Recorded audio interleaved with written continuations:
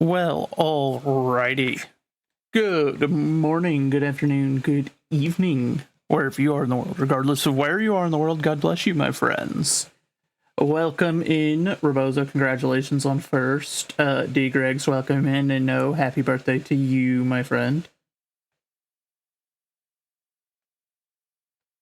Yeah, Rebozo, it just ended up not working out this time. We don't always end up lining things up quite right, and there's also other streamers, so it can get interesting sometimes trying to plan stuff. You wouldn't believe how long I had to badger them last night to get them to come in and answer some questions on what we were going to do. Trying to get stuff all set up, but eventually I got it. So we got our schedule put together. And it's our first official schedule, too. Like, it's the first one where I actually put what we're doing rather than, well, for the most part, I think there were 2 days I put as random. But, it's the first time that we've actually done things somewhat properly. So, and we have ended our streaming streak. We're no longer going to be streaming on Sundays going forward. It kept rubbing me the wrong way, and it I don't know, it didn't feel right, so we're dropping that. But other than that, we have a consistent schedule going forward for a while until I pick up a job or something else to help supplement my income. So until then, though, look forward to some more consistency, I believe. So that'll be good. Do y'all have any prayer requests? Because we're going to be getting started here in a moment, but I will give it a minute or two to get those in, and then afterwards we will hop into our plan for the day, of course. So we will be reading our verse of the day, which comes today from James 5:16. And then we'll carry on with Ecclesiastes, though it is verse 11, so it's quite short, so we'll get through it pretty quick. But after that, it's Media Share Monday, so we're going to be watching a lot of videos today. Who's joining for the collab? I presume you're talking about the lethal one. I don't know all who we're going to have involved. We tend to try to keep it at no more than 6 people. So, because it can get a little overwhelming once you go over 6 people. It gets to be a bit too much. I know we're trying to get Val in. Outside of that, all 4 of us in the Heavenly Legion are going to be involved. And I think there were some proposals on our 6th, but I'm not too involved in that part. I'm not the one that, like, I'm probably the newest of us, and I have the least connections. I know a few other streamers, but it tends to be more a thing with, like Rico tends to be the one that handles that end, because he seems to know everybody, and everybody likes him. That guy, he's got friends everywhere. It's kind of crazy sometimes. So I tend to defer to him on who all will be joining us. However, we do also have, tomorrow we will be attempting to play some split screen. Oh, 1 moment.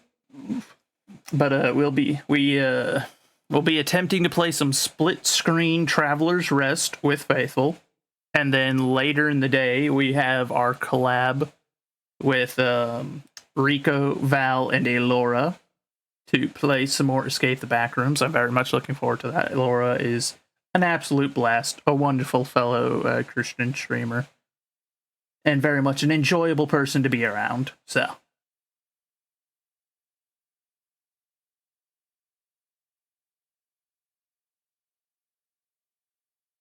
however, I do believe we are ready to get started now, so we can get rolling for the day. If someone comes in with a prayer request, feel free to let me know.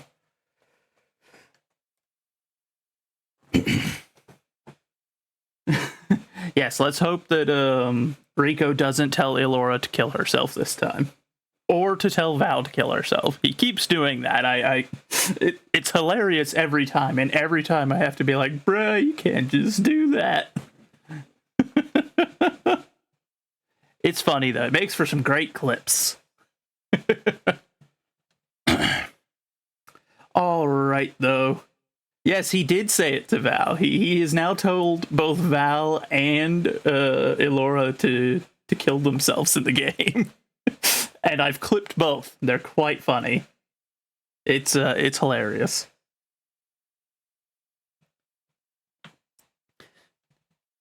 However, we will get started right after I yawn. Goodness gracious, always with the yawns. They wait right until I start streaming. It's annoying. I wish they'd get it done in the morning whenever I'm getting ready and whatnot, but they never do. Heavenly Father, we come to you today, and as we do, I ask that you open our hearts and our minds to the good word, that you provide us guidance and discernment, that we may better understand the lessons that you intend for us to take from today, whether they be found here in the good word, or they be found in some event in our day-to-day life. I ask that you continue to be a refuge for us, a place where we can gather with our fellow Christians, where we can renew ourselves. We live in a world full of worldly temptations and enemies all about us, and I ask that you give us the strength that we need to resist them, and that we may continue our walk alongside you. I ask that you lay your healing hands on each and every one of us. You know our personal struggles, and you know our troubles, whether we've admitted them out loud or not.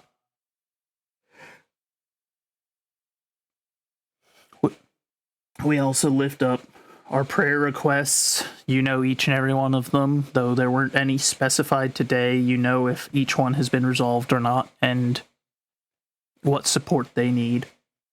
But above all, I ask for your mercy and for your forgiveness, for we are not but sinners and fools, each and every one of us. And I ask that your will be done here on earth, and that we may understand our small part in it. In your holy name we pray. Amen. All right. So, next we have our verse of the day, like I said, coming from James 5:16 from the King James Version of the Bible.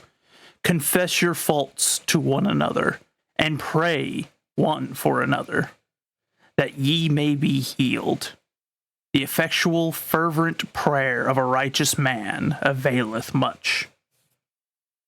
That is a good one. That is a really good one, and an important reminder on the importance of our prayer and praying for one another. And to confess our faults to one another as well, which can often be hard to do. But it is something that we are called upon to do.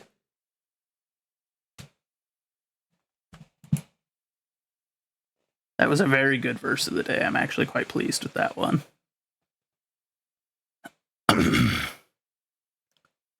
Now, moving on to Ecclesiastes 11. A quite short one, so this won't take us long, and then we will get into our videos.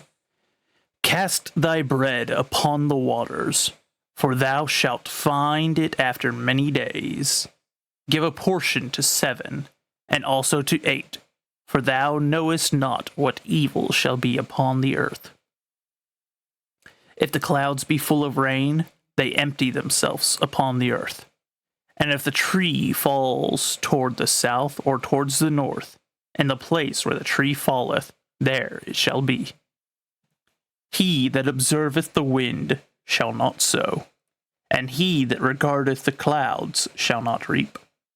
As thou knowest not what is the way of the Spirit, nor how the bones do grow in the womb of her that is with child, even so thou knowest not the works of God who maketh all. In the morning sow thy seed, and in the evening withhold not thine hand, for thou knowest not whether shall prosper, either this or that, or whether they shall both, or they both shall be alike good. Truly the light is sweet, and a pleasant thing it is for the eyes to behold the sun. But if a man live many years and rejoice in them all, yet let him remember the days of darkness, for they shall be many. All that cometh is vanity. Rejoice, O young man, in thy youth, and let thy heart cheer thee in the days of thy youth, and walk in the ways of thine heart, and in the sight of thine eyes. But know thou that for all these things God will bring thee into judgment. Therefore remove sorrow from thy heart, and put away evil from thy flesh, for childhood and youth are vanity. That is a very heavy one right there.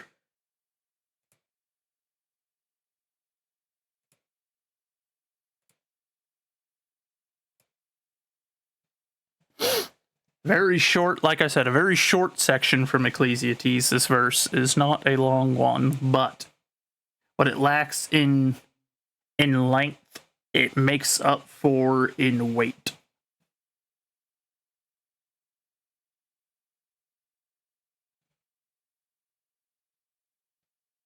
Rejoice, O young man, in thy youth, and let thy heart cheer thee in the days of thy youth, and walk in the ways of thine heart, and in the sight of thine eyes. But know thou that for all these things God will bring thee into judgment. Therefore remove the sorrow from thy heart, and put away evil from thy flesh, for childhood and youth are vanity. Oy. Well, and then tomorrow we will finish the book of Ecclesiastes, I believe. Yep, because then we move on to the Song of Solomon. But we will likely be skipping and going to the book of Job next, once we finish the book of Ecclesiastes. And I'll be thankful to not have to keep saying Ecclesiastes, because it's quite the word. It's quite the mouthful, that one.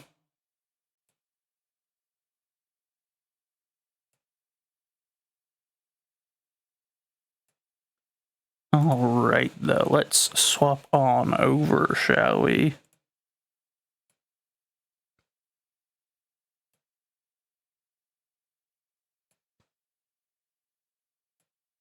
Oh, okay, there it goes. It picked it up. It found it.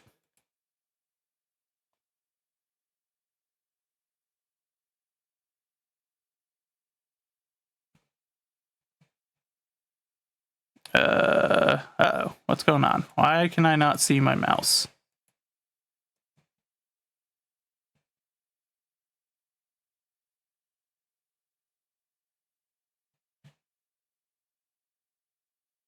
I can see, like, where it is based off of, you know, stuff popping up, but where is my mouse? Yeah, it's the clip of him saying that. Yeah, it's quite funny. Where?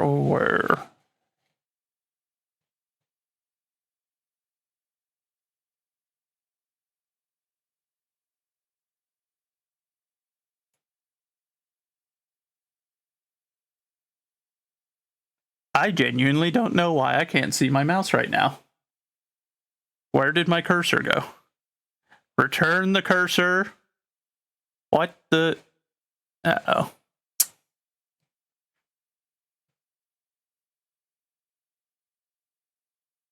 Hold on, let me see if I can...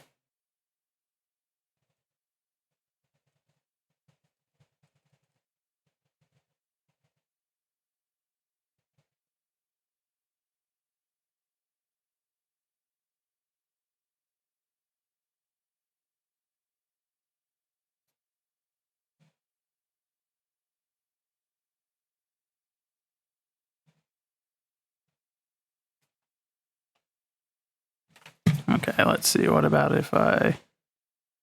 Nope, so it... Interesting.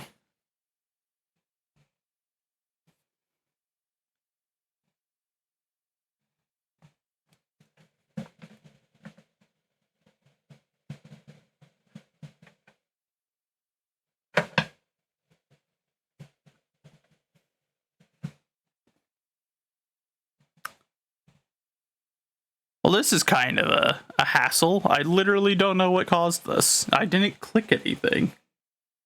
And it just decided that no mouse cursor.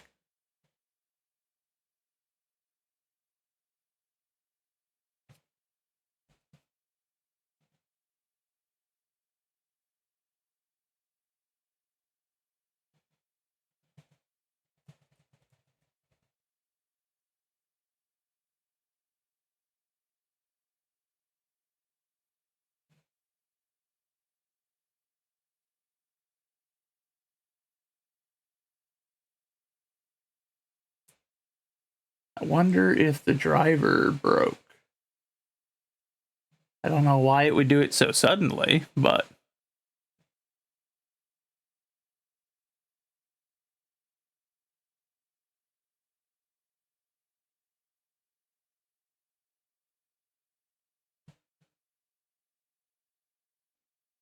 Hold on, I'm trying to sort out the technical issues.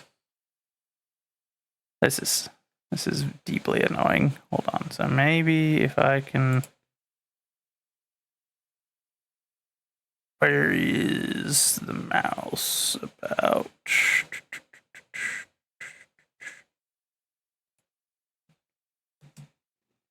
Okay, we're gonna get the video going for now at least, and I'm gonna see if I can figure out what is going on. I'm gonna check a couple of things.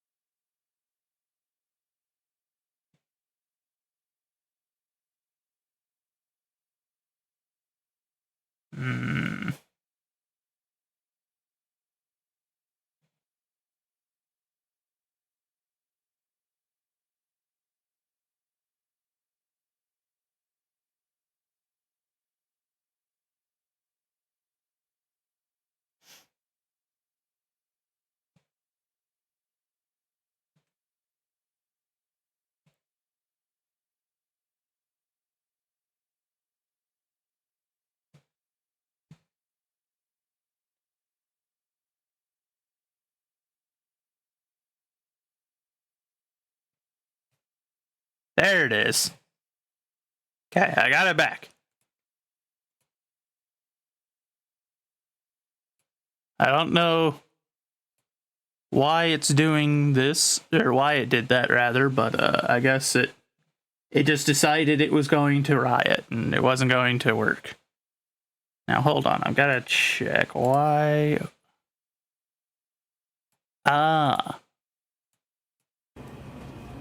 I was like, it's dead silent and I don't know why.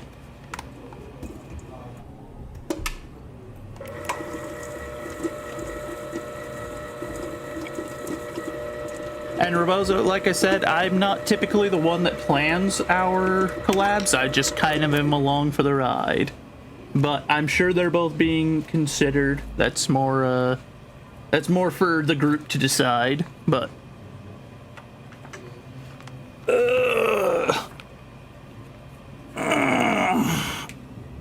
oh, good Lord.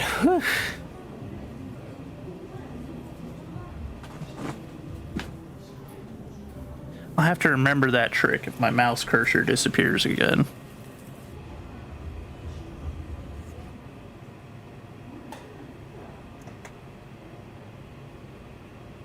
And we're almost done with this. We're actually in the last little bit. Oh, of course, Rebozo, I understand. I'm just saying. I just want you to know that I'm hearing you. I'm hearing your suggestions.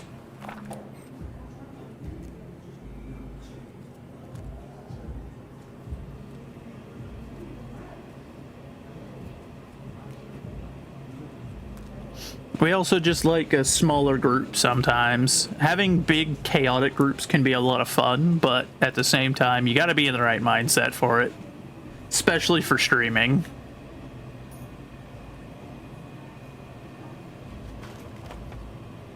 Because at some point, it just becomes everyone talking over each other, and it gets to be a bit much. I mean, I'm both surprised and not surprised that Sony backed down. Like, it's a weird thing because they're one of those, they're a big corporation now. That being said, they're not exactly the giant that they pretend to be compared to some of their opponents. Like, if you look at net worth of Sony versus Microsoft, you really realize that the whole console war thing is not so much a war as much as just controlled opposition, essentially. Like, if Microsoft wanted, they could sell their Xboxes at such a significant loss that Sony would just die out just from, you know, not being able to compete. Because the size of their corporations are night and day compared to each other. You know, it'd be like a mom and pop shop trying to undersell Walmart. It's probably not going to happen. But at the same time, corporations, especially lately, have been, let's say, not the most clever when it comes to stuff like this. Like, look at what's going on with BSG and Tarkov. Like, how badly they absolutely fumbled that, and now Tarkov is like, it's getting slaughtered. It's so bad. Like, there's almost no one playing it now. It dropped so significantly, and it lost so much goodwill, and they haven't backed down on it because they're being bullheaded. So I'm shocked to see Sony actually, for once, make a semi-decent decision. And not only did they make a semi-decent decision, they did it in like a reasonable amount of time. They didn't wait to see what was going to happen when the 30th got here, which says a lot about how brutal the onslaught was that we managed to make them capitulate. Like, it was a massacre on the performance of the game, and you know, like, I'm fairly certain the reasoning behind this was probably trying to improve a quarterly report. They saw that this game did super well, and they were like, okay, well, if we can make the player base of it all create PlayStation Network accounts, that'll look really good for our next quarterly report. Because we'll be able to report, like, oh, look how many more users we have for the PlayStation Network. Look how good we did. And then they saw how much it damaged the game, and now I think they've realized that the quarterly report is going to look way worse in overall, with the loss of sales and support and active users in their game, to a point where it wasn't worth trying to get those couple extra network accounts made.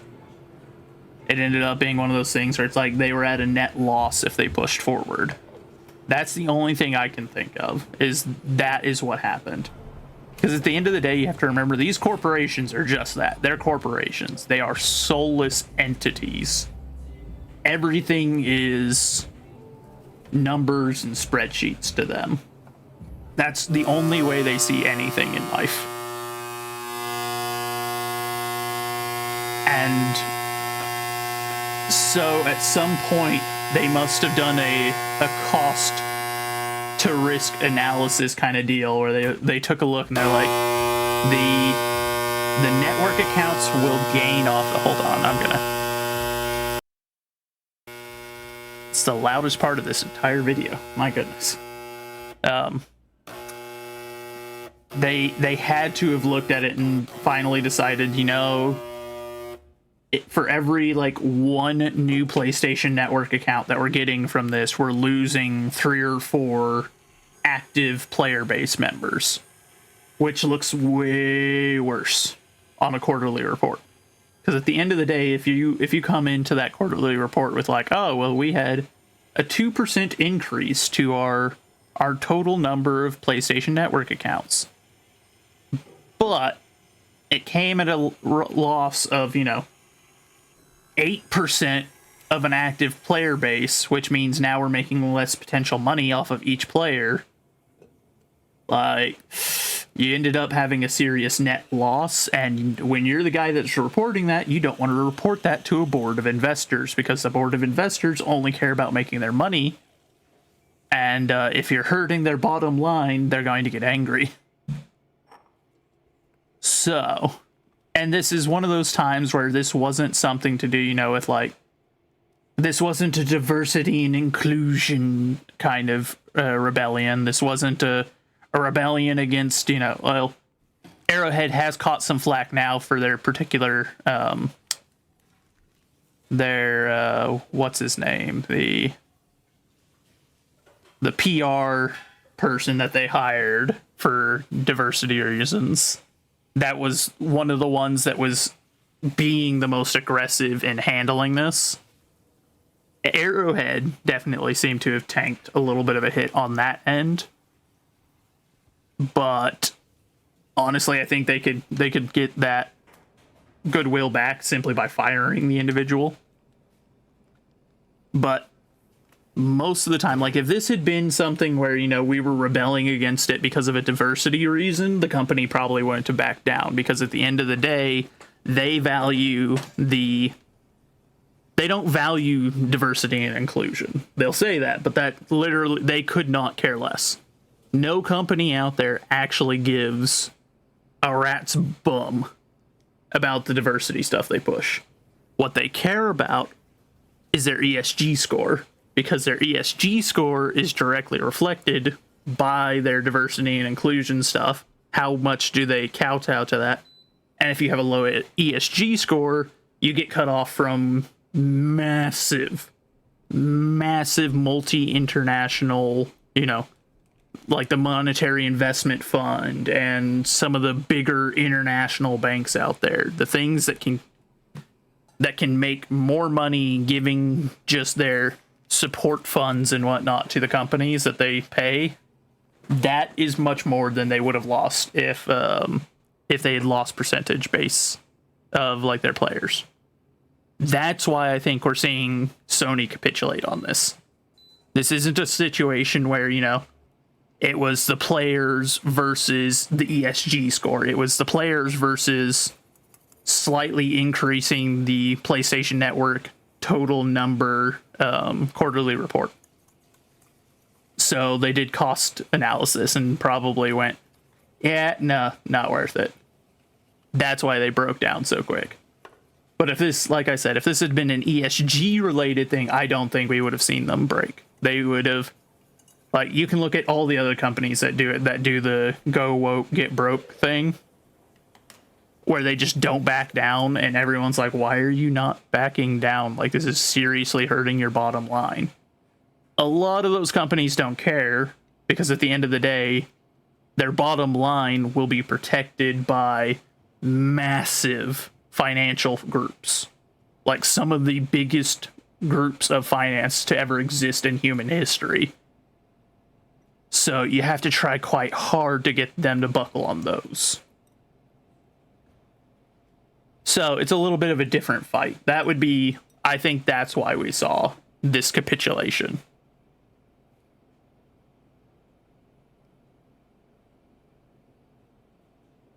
But I take a W where I get a W. And anytime you see a corpo take an L, that's a positive in my book. So I'm happy to see that they did capitulate on the subject. And I'm happy that that means I can go back to playing Helldivers eventually. Like I said earlier, I'll probably wait until next week to start putting it back into my schedule. But, because I still want to give it a little bit, and I want to see specifically today if they start pushing forward or not after all. If they backpedal. But if they don't show any signs of backpedaling, that's good. Yeah, I was happy to hear the news. I'm always happy to hear the news when a corporation backs down on something. I have no love for corpos. I'm very much not a fan of them.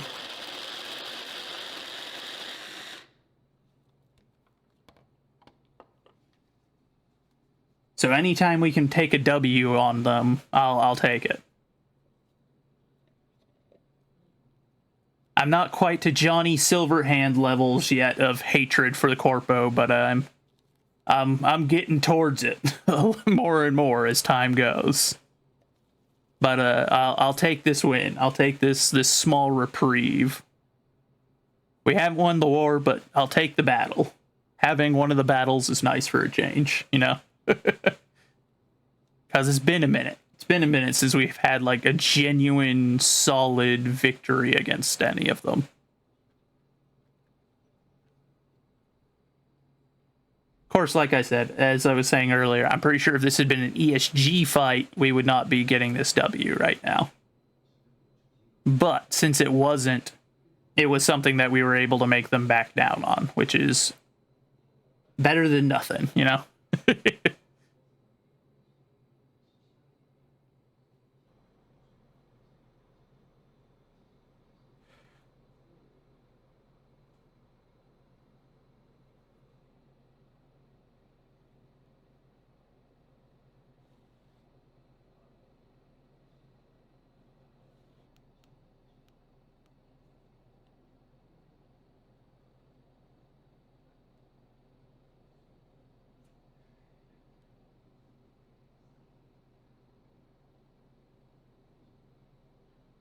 I won't lie, I was half tempted to find videos just ranting about how good this victory is, but I couldn't be bothered to go through and make sure that they weren't cursing up a storm in their videos, because I know there's a habit of that, especially on something like this.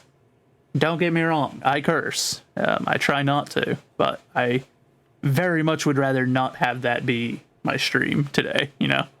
So, we're just doing these kind of videos. We got this one. We're almost done with this one. The 8-hour compilation, we've almost finished.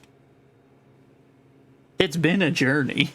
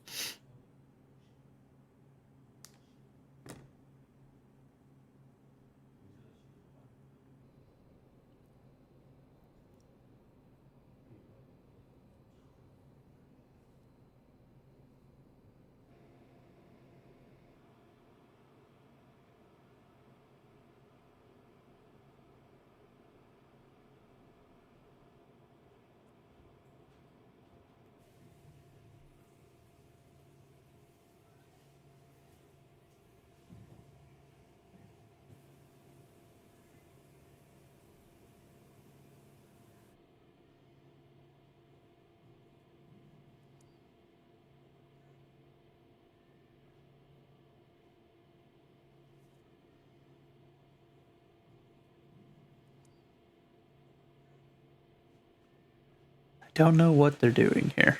This looks more like something that would be done in a pharmaceutical company than a bakery, so I'm not sure what's going on now. What the? Oh, they're making like little sugar diamond type things. They're dressing up whatever this is that they're making.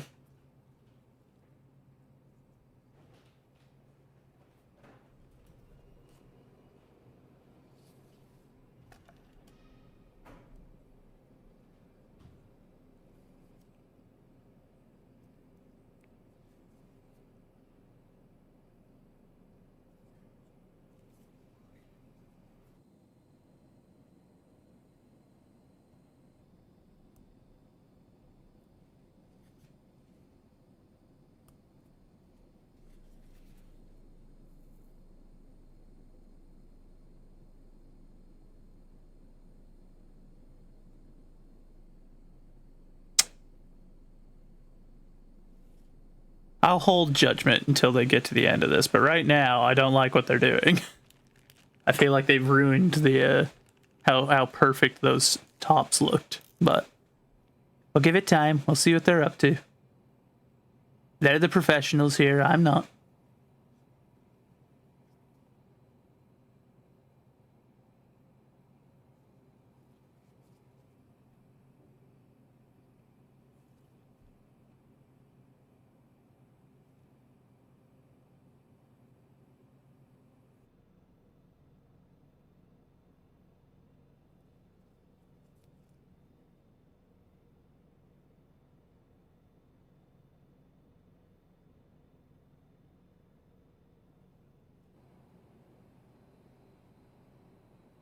Okay, I see what they're going for now.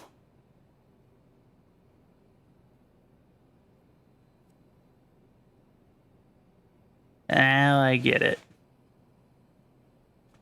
They're making like a chocolate dessert kind of diamond, you know, like what is it? The little boxes you present a ring in.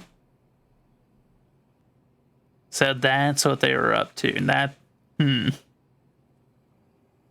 that's interesting. That's interesting.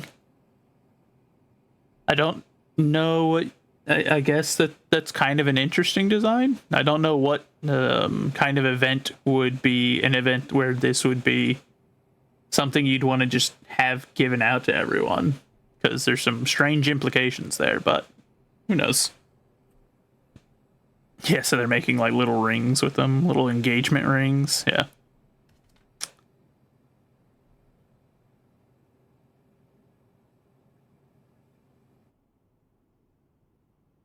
Personally, I normally don't like the use of colored dyes, but I think in this case maybe it wouldn't be a bad idea, because having them clear and being able to see, I don't know if that's like plastic or what the little yellow things are.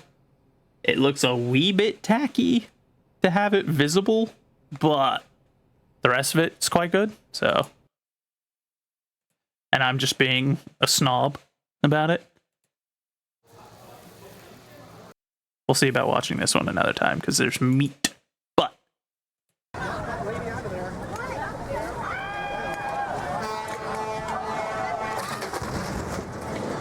This is Idiots on Water from Fail Army, so. Because it's been a minute since we've seen Fail Army. Oh! That dude got launched. Uh-oh. Uh-oh, yeah, you should probably pay attention. Nice. You damaged the reef. You're probably gonna get in trouble for that one. Can you do it? Uh-oh. Oi! You know, at least it was thin wood and not a metal bar. Whoa, whoa. Don't bust your head. Slip it right there, too.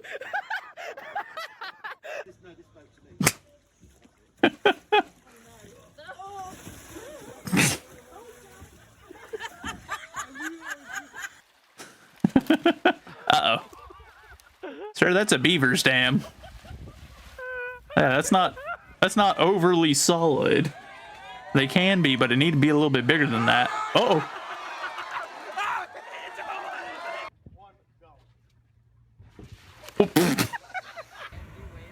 I think he hit a little too close to the edge, so it didn't quite give it up.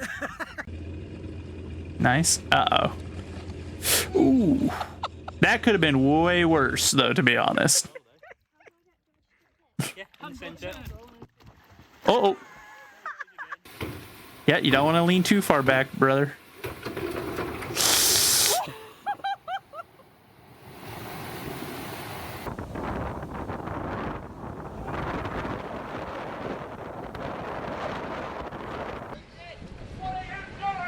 What are you doing?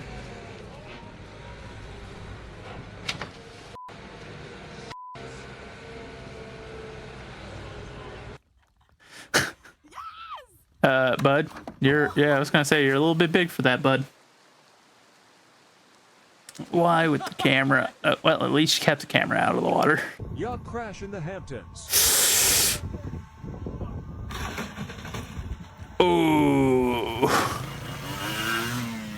That was expensive.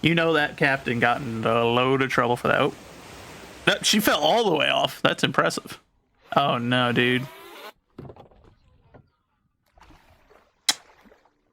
Well, I hope that wasn't too pricey.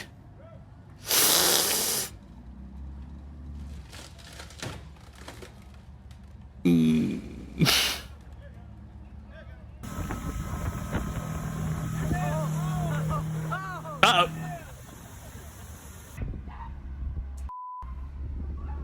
Oh, nice. Good job. Oh, oh, nice. You're gonna hit another one. Good job. What the dog doing? Come on. What a punk. Oh, oh, nice. What an aim. Oh dear.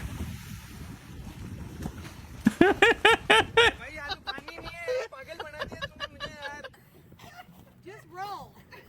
Like a kid. Learn how to roll. Oh dear. Granny doesn't have the coordination she once did. Are they drunk? Like, have they been drinking? What's going on? She's just laying there. She was just laying there like she's dead. Like, no, I'm good. I'm good. Just leave me here.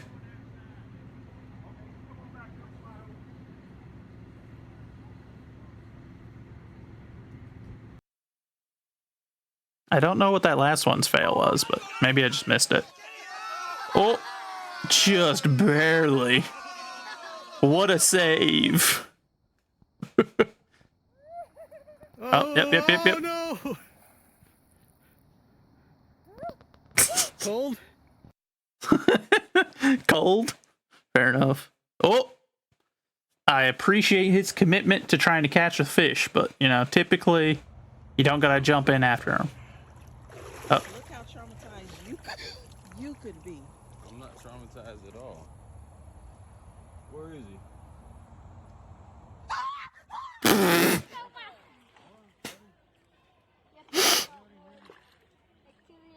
Good job, buddy. Yeah, buddy. Oh, he lost it. Uh-oh. Uh-oh, that's a really expensive boat.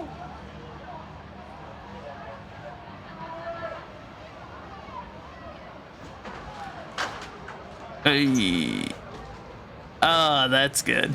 That's good right there. Right there. You can buff it out.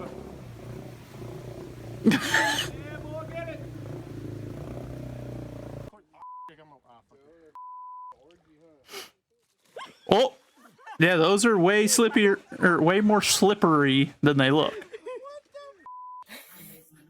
Slippier, my god. It's like English isn't my first language. That last one wasn't a fail, that was just a guy having fun. Yes, you were. Who's screaming like that? Good lord, it's just some water.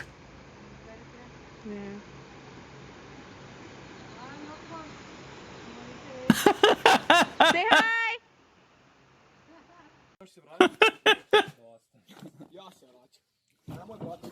Oh. That boat has seen better days, holy moly. Are you stealing their mail? That you deserve that. Oh, he's going in after it. He didn't get it.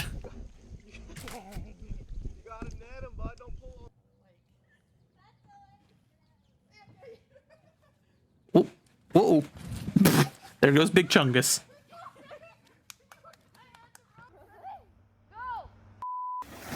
Hey, right off the edge of it. What a shame. Up.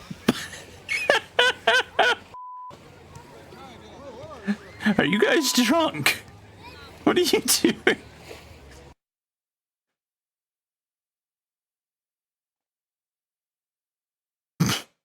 There she go. Uh-oh. Uh-oh. Oh. It's going head first. Hold on, back that up. It's going head first. That sound he makes. Oh! It's going head first.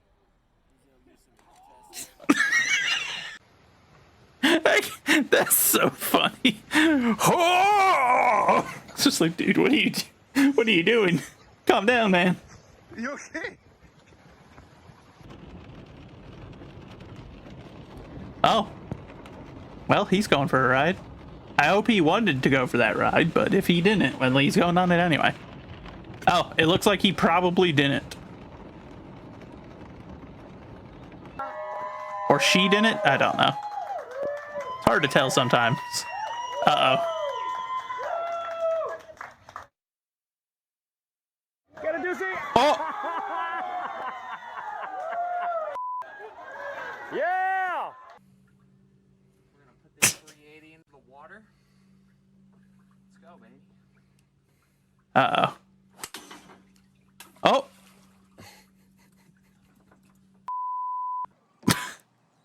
He even had the iconic glasses and everything. How could that have possibly have ever gone wrong? Oh. Nice. Man down! Uh-oh.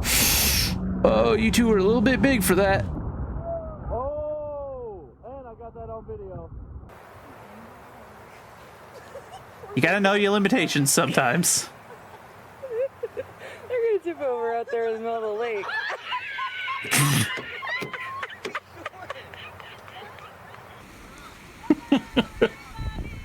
Nobody's here. Uh-oh.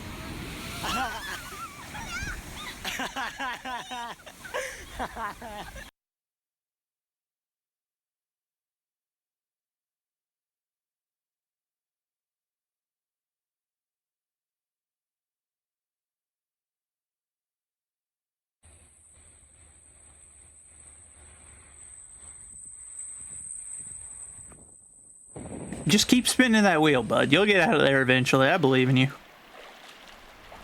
He just needed to push the pedal down a little harder. That's all. That's all.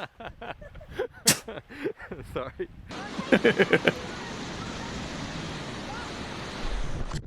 Oh!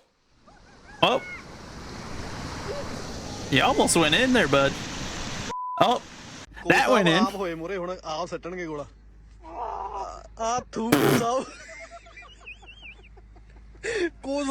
What is up with the, hold on. I didn't even think about that. What is that haircut, my man? Front bun? Front man bun?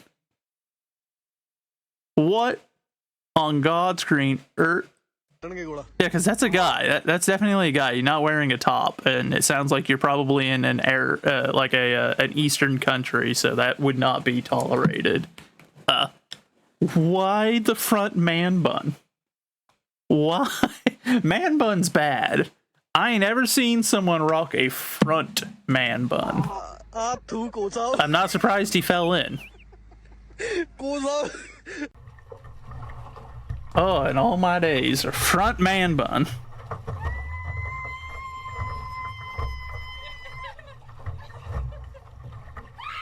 Oh! That guy sounded really excited. Oh, that was expensive. I hope it still works.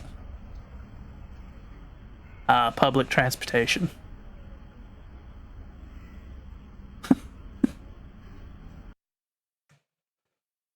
That's a different kind of public transportation right there.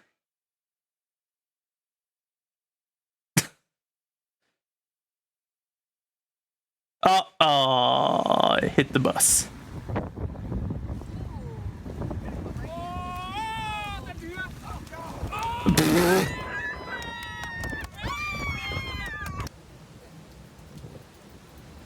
That's also a form of public transportation. I don't recommend it, but you'd probably smell less bad just going with the water at that point, but, you know. Thumbs up.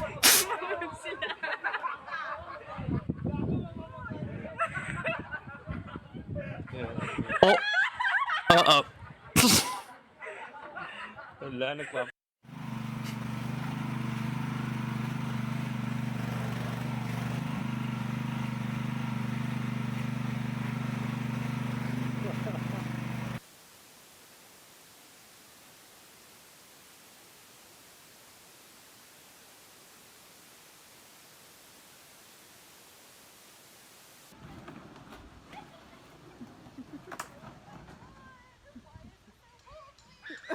Oh, oh.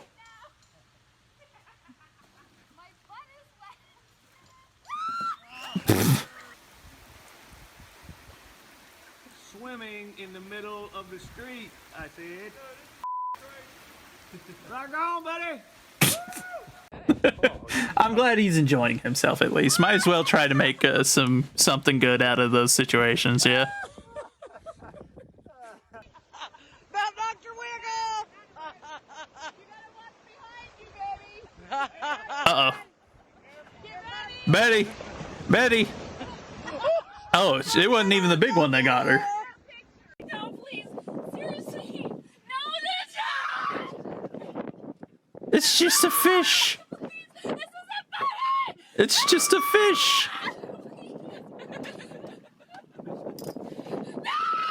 It's just a...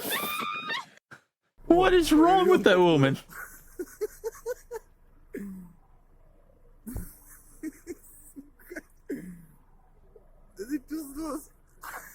I mean, whoever bought that shed probably didn't think they were getting a boat, but you know what?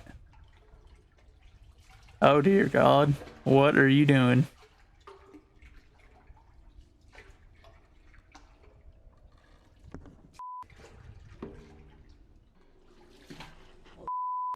Yeah, what were you thinking, man? That's a terrible way to have something very unpleasant potentially occur. Oh, nice.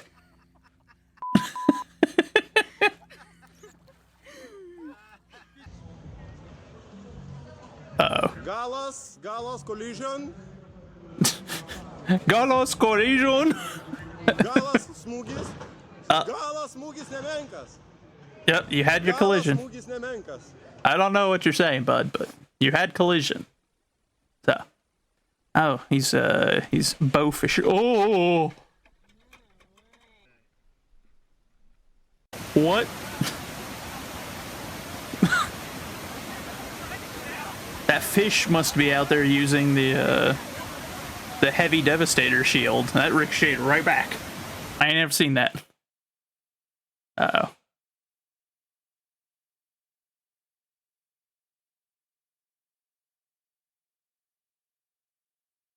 This can only end poorly.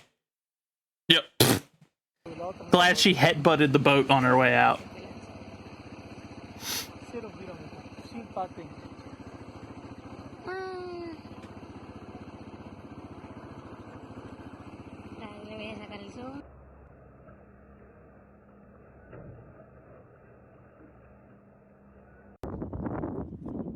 Oh. Nice.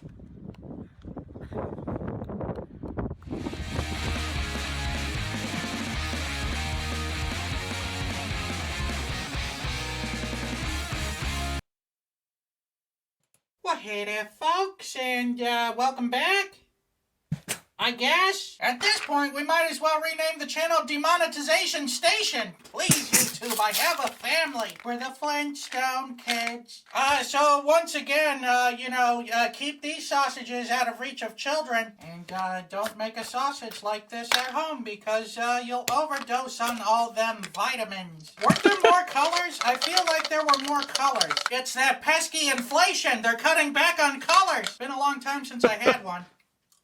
Why? You know, in the 80s, this tasted pretty good. Also, I didn't want to anger Flintstone vitamin enthusiasts, so we also got the gummies here. Look, it's Fred. So I'll put a little bit of these into the sausage, but I think primarily it's going to be made up of the chewable tablets. Chris. And top it off with, that's right, more pork. There we go. That's everything. Oh, good lord, he put them all in. That's gonna be some very, and of course, very nutritional vitamin sausage. Would be complete without a little bit of salt and pepper. And this never-ending bag of butter powder. Tinky winky, dipsy, la la ho. Sausage tubbies, sausage tubbies. Oh god. Come say hello. Uh-oh.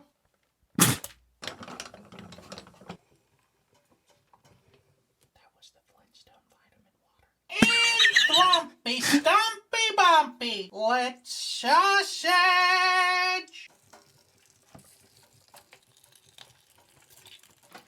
What a terrible day for the sausage casing kid. Which one of you done it?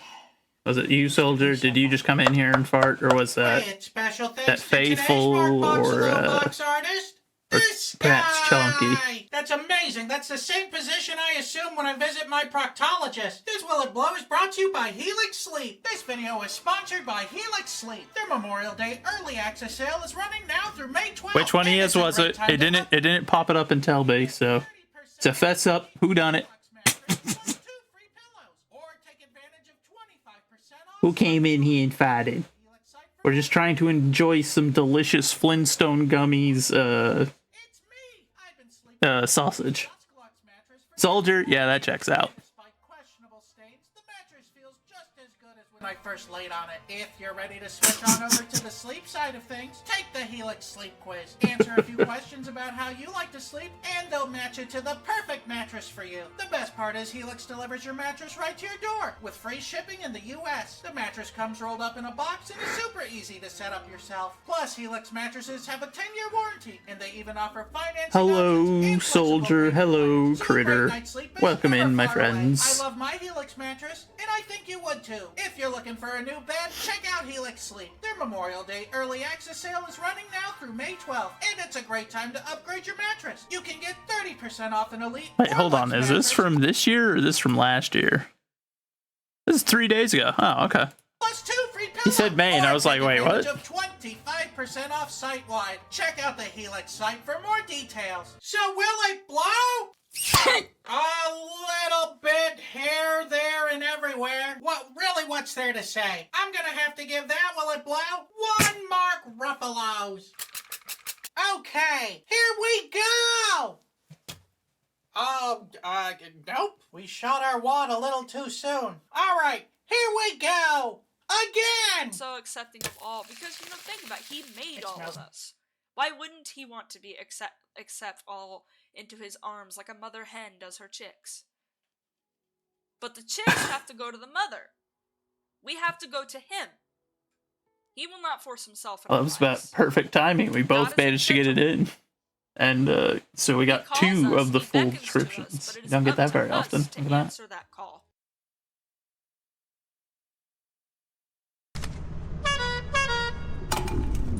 That's gonna be me. It's probably me. Oh.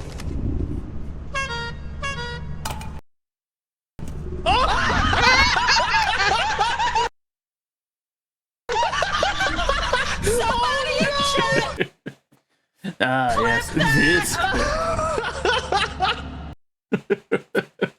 Okay, now we're on 3, last man standing. Oh gosh.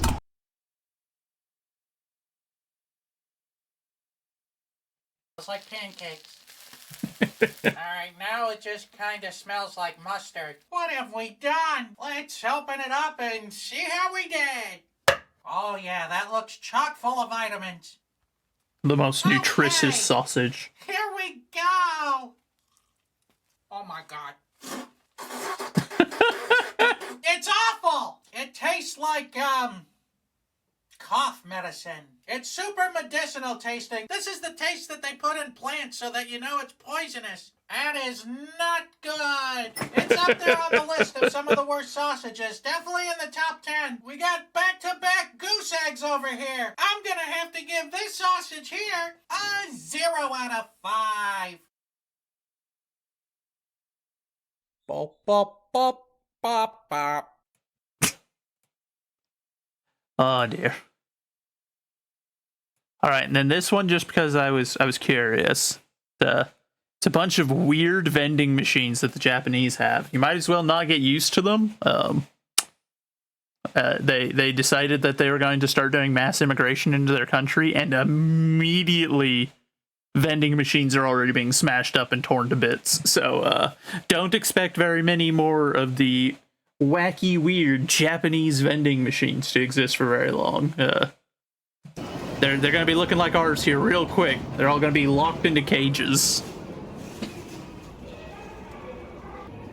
That's what happens.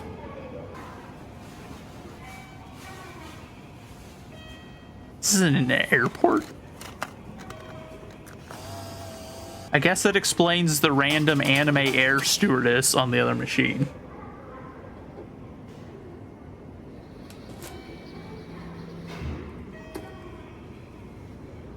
Take the product. Okay. Eyeball chocolate and ear cookie.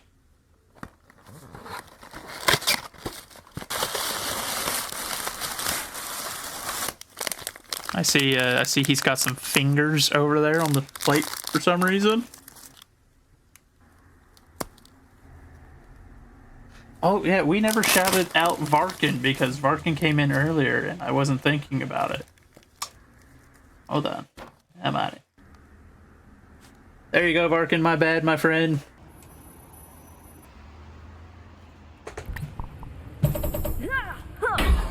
Frozen food vending machine. Oh.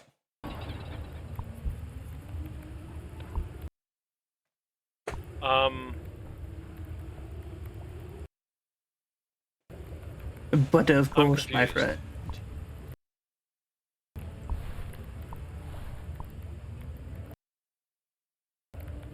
The cave bat is on like the same space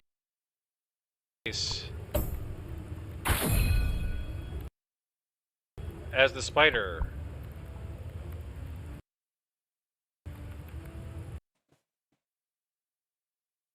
I'm gonna have to set it up to where I can monitor these, that way I can actually hear when they're over, because I'm doing it in an inconvenient way right now.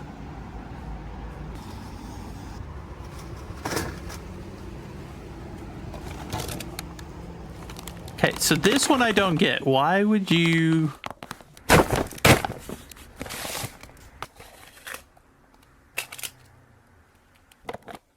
I don't get why you would order frozen food from a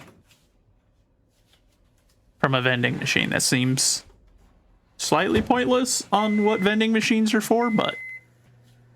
Oh, those do not look very good. I'm not surprised. They came out of a microwave, but...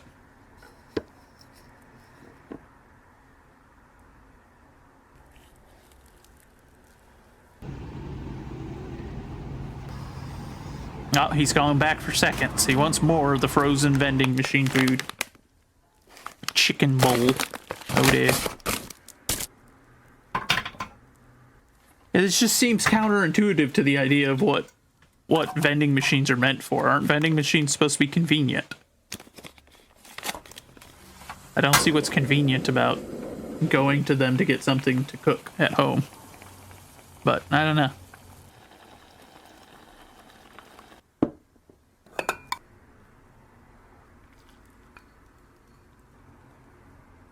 I mean, I guess if you don't have like a convenience store or a grocery store nearby, maybe, but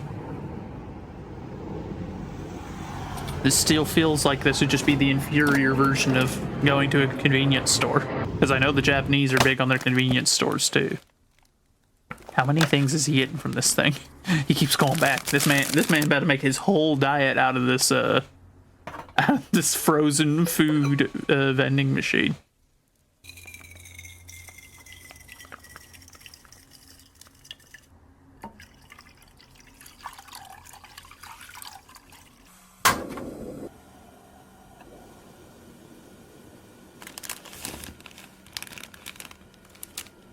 See, so I think that that's going to be an issue going forward here for them as well. from what I understand historically, these aren't issues that the Japanese have, but like I said, they just this year they were like, we're gonna start letting in a bunch of foreigners to join the nation because we need to increase our GDP. And immediately you see people on Twitter in Japan being like, why are our roads dirty? Why are everyone smashing up all the nice vending machines? What's going on? And I'm like, so you have now discovered our troubles. I see. Welcome. Your time of bliss is at an end, my friends. My apologies. Welcome to the rat race with the rest of us. You too will learn what it is to not be able to have nice things because people keep messing it up for everybody else. It's my favorite. Okay, that one actually looked kind of good. I'm not even gonna lie. And I was giving it. Okay, hold on, bud. How many of these are you gonna do? A fortune slip vending machine.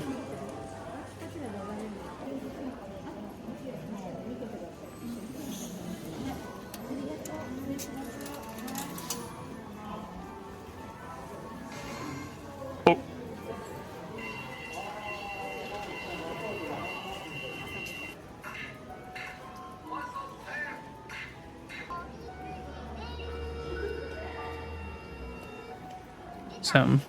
Some strange pagan stuff going on here.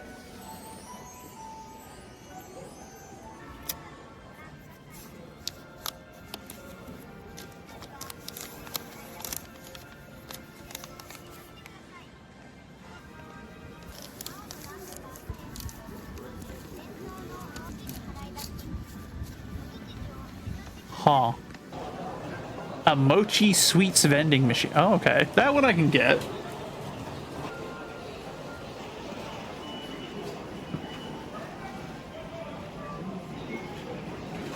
You know, it really grinds my gears too when other people don't care about tigers. Yeah, Critter, you just gotta love being part of the international community where there's no sense of community among people, so that you can actually have moral enforcement of good behavior. It's my favorite thing. I love it. And now the Japanese are going to be learning about it as well, along with the rest of us. How unfortunate for them.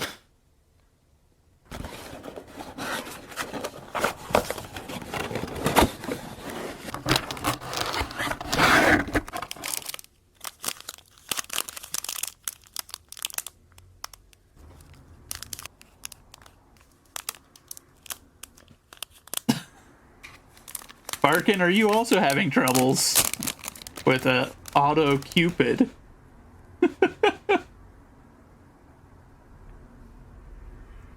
Auto Cucumber? I love this.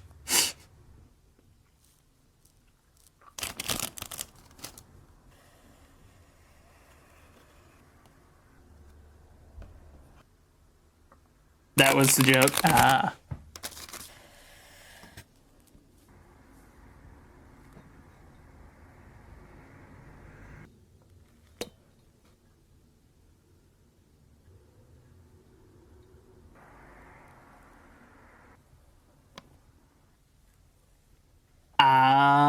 Auto Cucumber was said in your chat the other day. Fair enough. Tea powder vending machine. Huh? I mean, fair. Oh yeah, they do kind of look like cigarette packs, don't they? Huh. That's interesting. Auto Crumbs strikes again. I can't believe this. But yeah, I figured we'd watch some videos about this kind of stuff because, like I said, I don't think the Japanese are going to have all these weird, whimsical machines for much longer. They're going to be looking a lot like us, where every machine's the exact same and locked in a cage for its own safety to prevent certain individuals in society from wrecking them for no reason.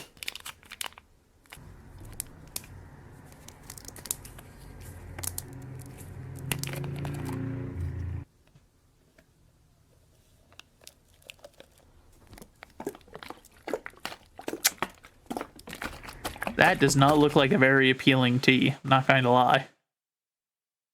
But, you know, maybe it tastes decent. Who knows?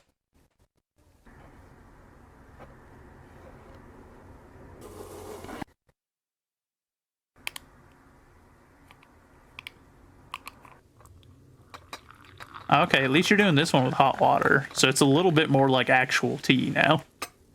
Still not brewed tea, but... Fresh apple vending machine. Eh? I'm not seeing any fresh apples in here. I'm seeing apples in bags, which are likely treated with chemicals, my friend. I don't think they are what you think they are. But maybe I'm wrong. Maybe the Japanese don't spray all of their fruits with, you know, 5 metric tons of chemicals like we do. In which case, terribly jealous.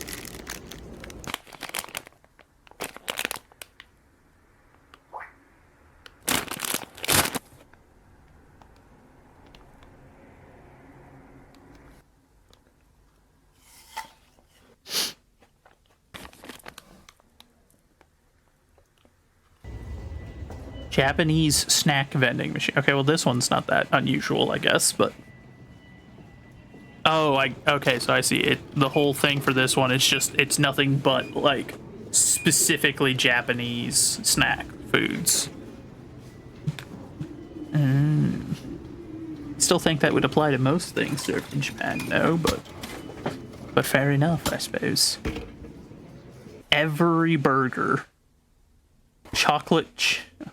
Huh?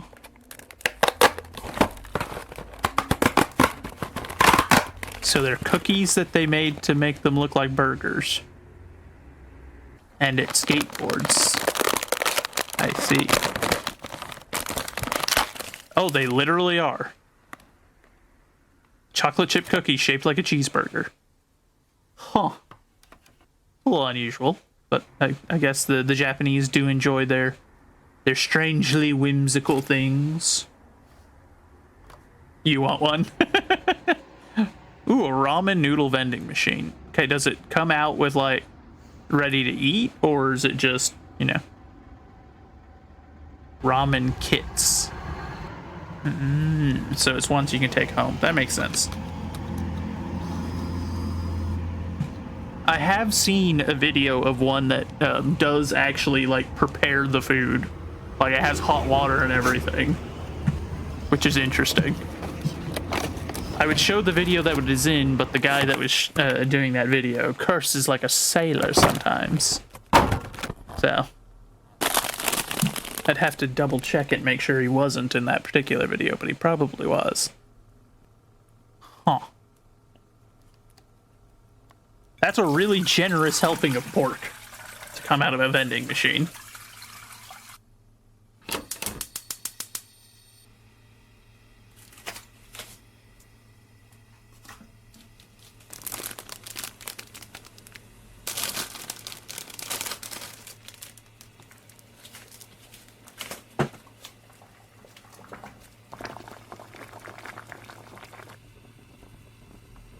No, he sous vide the pork.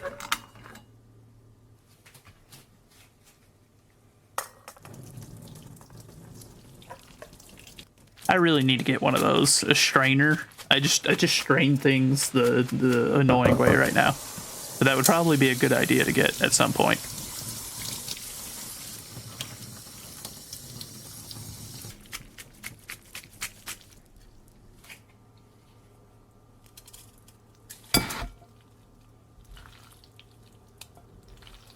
No, I don't have a strainer.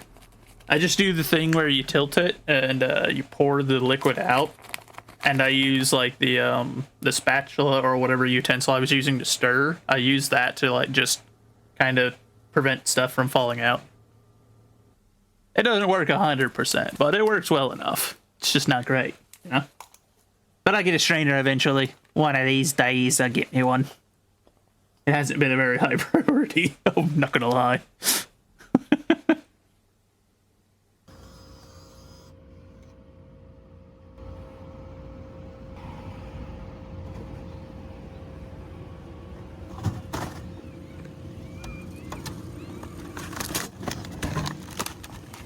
Yeah, like I said, I came up with some workarounds. It's not like I'm not out here trying to strain hot stuff by hand or anything, so, you know, could be worse. I could use my fingers to catch everything. I'll probably get some pretty gnarly burns, but that's another workaround. And remember, the human body heals. So, you know, so long as you don't do it too often, don't actually do that. It's a bad idea. It's a joke. It's a joke. Don't do it, chat. Do not try to use your fingers as a strainer for hot liquids.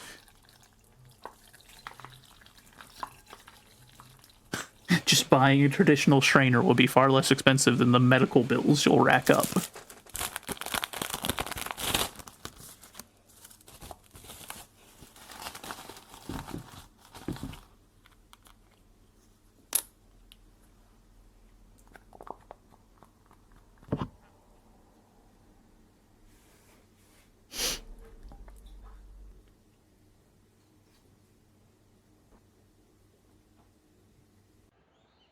A koi fish feed vending machine. Oh, okay. I was like, why would you need that? And then I saw the pond behind it. Now I get it. I like how none of the animals on the picture, though, are koi fish. Or I guess the one fish up top could potentially be one, but I don't think so. Oh. Huh.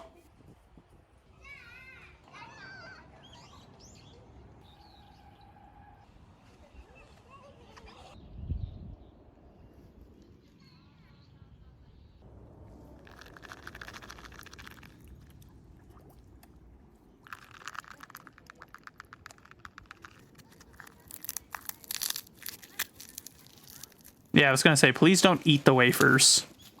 They've had koi fish food in them. That'd be a little odd.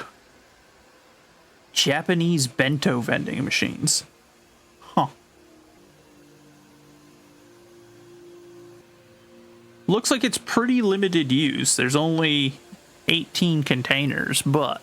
Oh, so yeah, okay. So this is like a fresh daily kind of thing, presumably. Some restaurant must be coming in and filling them every day. And then once it's sold out, it's sold out. Or maybe they come in every so frequently to check.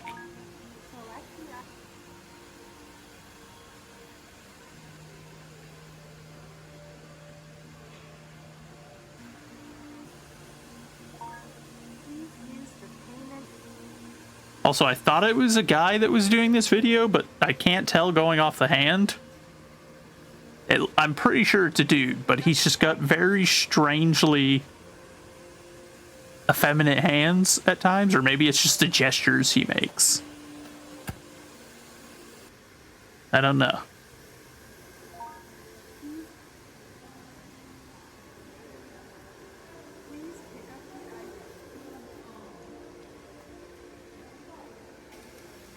But I've never seen a locker-style vending machine like that. That's interesting. Dude, don't buy it all up. What about the other people? This dude's gonna empty the whole thing. That's rude. What if some businessman needs a meal? Now he can't get one. How rude.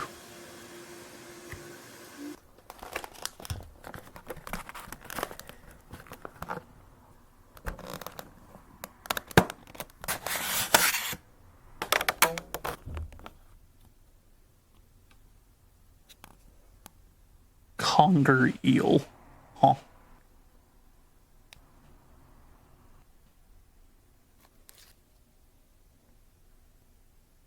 Carrot pickles.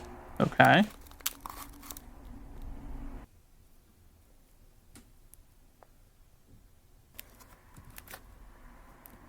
Sukiyaki and steak. Huh.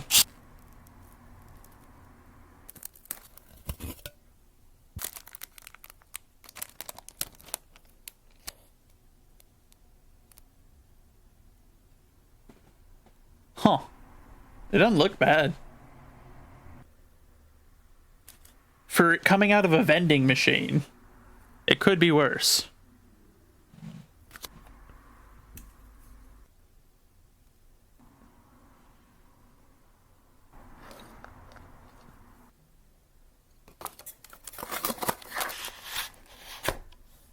I don't know why this one has a face. It's a little strange, but oh, that's why it refers to the woman's mask. I don't know how a woman's mask makes sense as a dish name, but I'm not Japanese. I don't claim to understand the intricacies of some of their decisions. Maybe it's just the shape of the dish. A cake vending machine? Oh.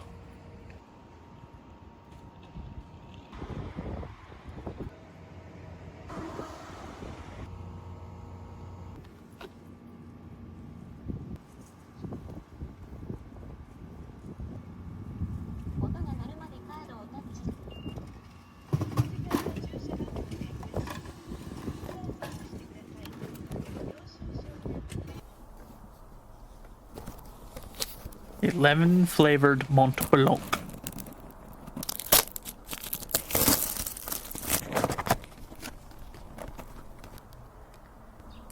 Well, they don't look bad. Especially for something that came out of a vending machine.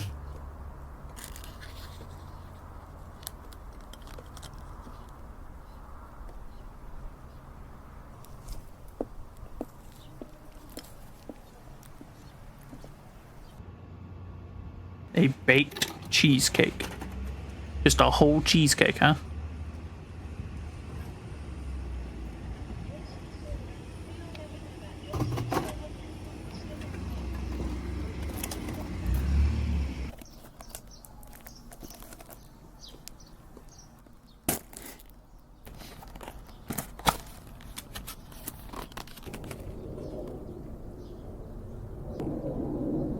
There's a surprising amount of cheesecake in there, even with the slices being that small.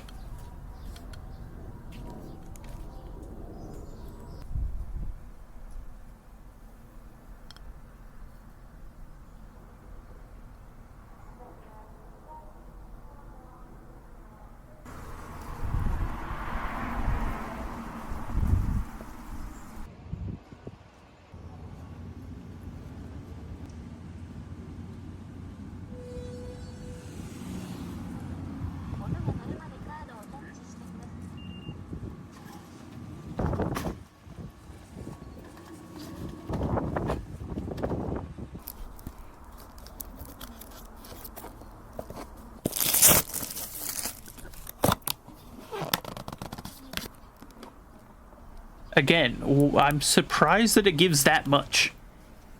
It seems like... once again, maybe it's just because how we view vending machines. Normally, you know, a vending machine is like a convenience type thing. It's just to get a snack or something to tide you over. But 4 slices of cheesecake from one vending machine. I'm surprised. Canned cake? Huh? Why did you put the cake in a can? Why? What did it do? Why is it being contained? Why have you imprisoned the cake? Thank you for the lurk, Rebozo. Much appreciate you being here, my friend.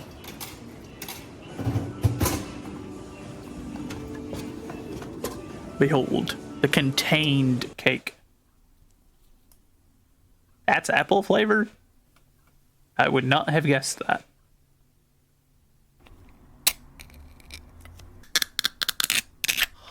Huh. Oh, I thought that was a skull for a minute. I was like, oh, that's alarming.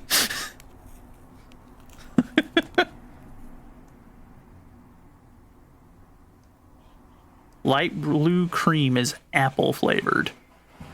I'm curious about their choice in color, but what are the little beads? What are those things?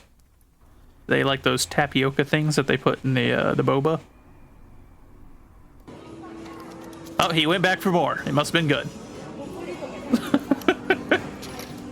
He's enjoying the canned cake. He wanted more canned cake.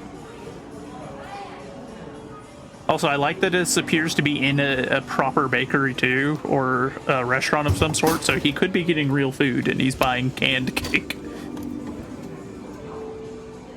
That one looks a little bit less odd. Berry and milk flavored canned cake. Oh.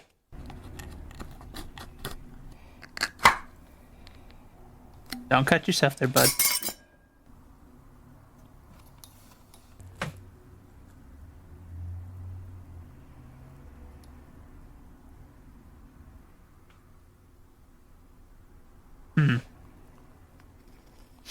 Still don't know why you would can the cake, but you know what?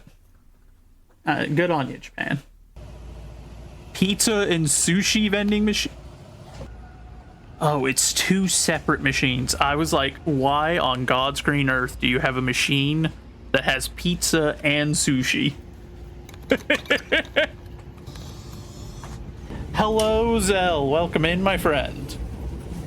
Yeah, we're watching a video about weird vending machines in Japan because with their new change in immigration laws, I doubt that they'll have these things for more than another decade before these are going to start disappearing real quick. So we might as well enjoy seeing the videos of them before they're gone. Hello, Bionic. How are you doing, my friend?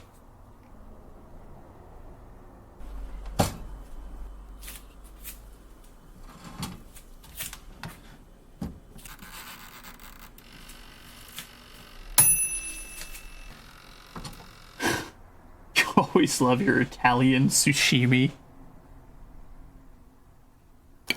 Oh yeah, I mean, I 5 years is that's if the Japanese are going to be patient and or really determined to stick to this whole massively increasing their importation of worldly issues.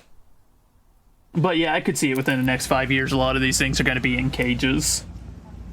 And I think you'll probably see them doing less and less of these quirky, weird ones, because I've already seen Twitter, Japanese Twitter, up in arms over how they already see stuff happening in their country. And I'm like, y'all just started importing these problems. Welcome to the rat race. The rest of us have been dealing with this for a couple of decades now. It sucks. Welcome. Get ready. You're gonna hate it.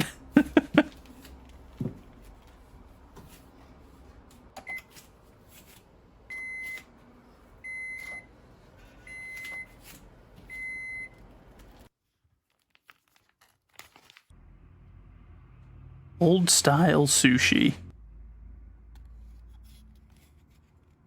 Looks like bricks. Little bricks of food.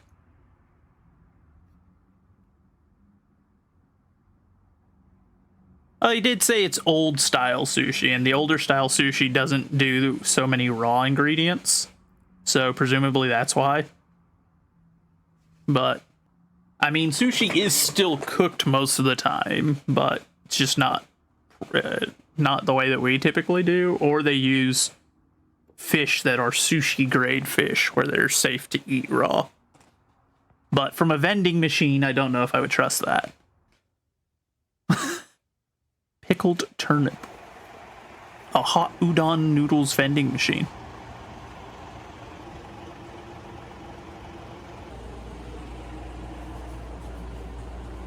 Oh, I think I recognize this place. This is the place that the other guy did his video at.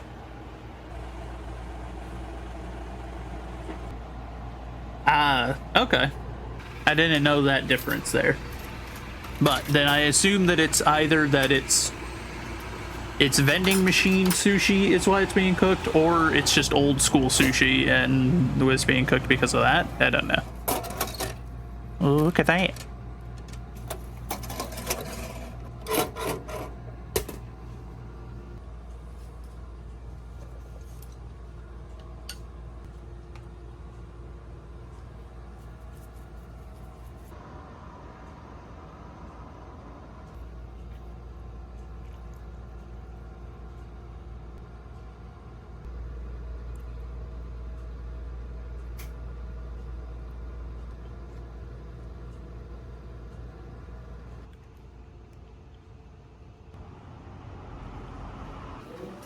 That looks food?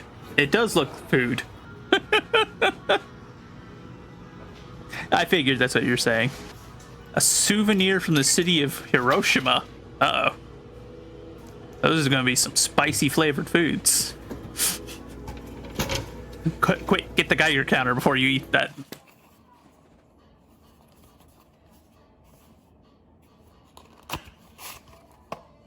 You're craving some miso ramen now? Fair.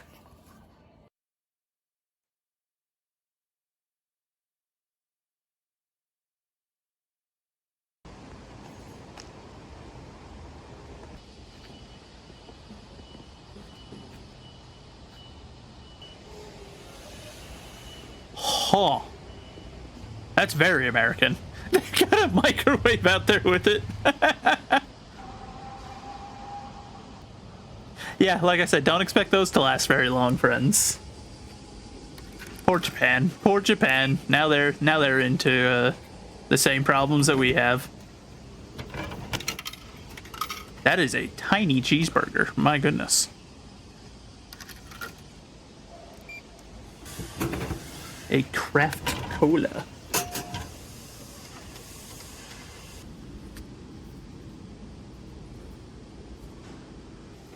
Yeah, I've always had a soft spot for Japanese food ever since I was introduced to it. A lot of it is quite good. Same with a lot of Korean food. I get iffy on certain Chinese dishes, and then if you go much further south, some of those dishes start to get real weird real quick. But that northeastern quadrant of Asia puts out some very good dishes. So, I don't blame you. Hamburger. Ah, yes, it is in fact hamburger.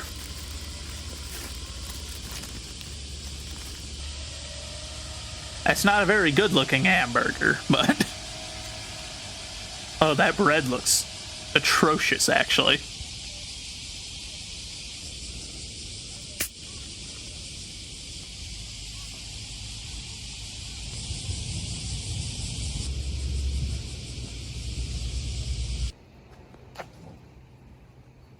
Yeah, Bionic, you were stationed in Korea. I almost got sent over there, but I ended up not, and I'm kind of sad. Wish I had. Would have loved to have gotten to experience it. That being said, I did promise if I got sent to Korea or Japan, there would be a high chance that I'd come home married. So maybe it was for the best, but but there's some great Korean and great Japanese places near where I live, just because they're super popular with the military still. So they spawn frequently near the base. Used to visit a Filipino church back west. Potluck every year. Some interesting dishes such as chicken feet and fish head soup. Yeah, they come up with some interesting dishes. I certainly will. I mean, points for not wasting, I guess.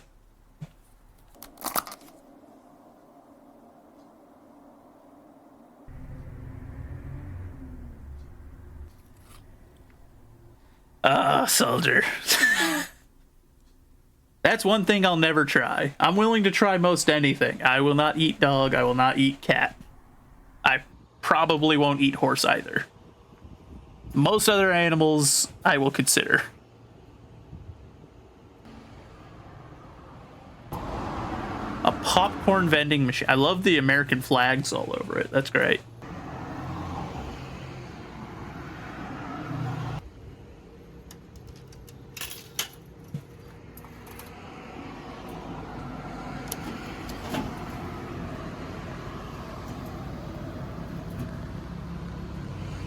Monkey? Yeah, I hadn't thought about monkey. I probably wouldn't eat monkey either.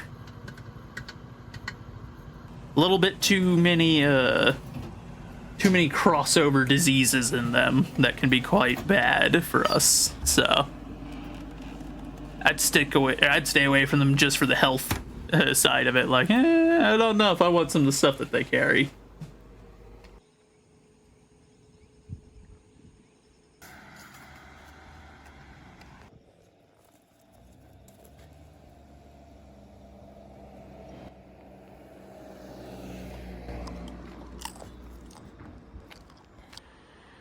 That makes sense for a vending machine, actually.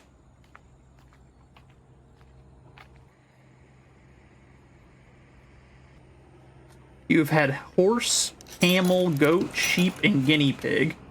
Like I said, horse is the only one on that list that I probably wouldn't eat. The rest of them, no issue. Especially goat, sheep, and guinea pig. I've had sheep. I think I've had goat, maybe. I know I've had sheep, though. I've had lamb several times.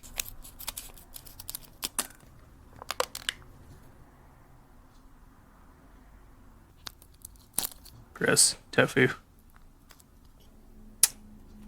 Disgusting. You'd probably try horse. I would be willing to eat horse in a situation where that was like not, or like I didn't have any other option. I'd be willing to, but I definitely wouldn't go out of my way for it, and would probably turn my nose up to it in most standard situations. Just for me, they're a bit too close to that line of animals that get into being more companion species for us, like dogs and cats, where there's just a bit too close a bond there for me to be comfortable with eating them. But that's just me. I mean, guinea pig I know is a thing like in South America. I believe they raise guinea pigs in part of South America for it. You would never know unless you were told. I mean, yeah, that's fair. I'm just saying I would not go out of my way for it. Not because of taste, just because of the connection.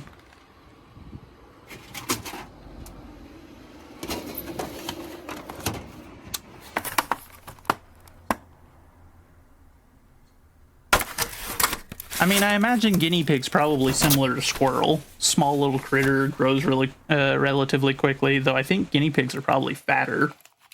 So.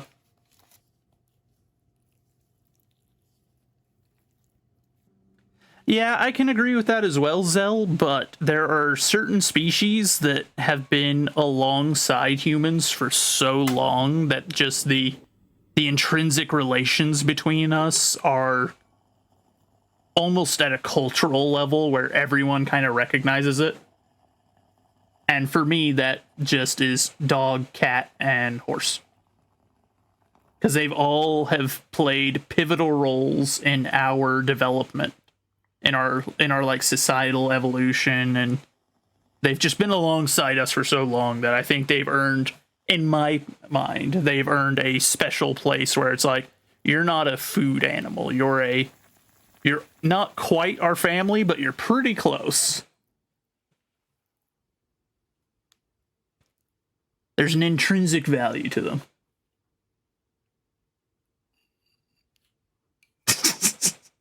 Okay, soldier. There's certainly a possibility there.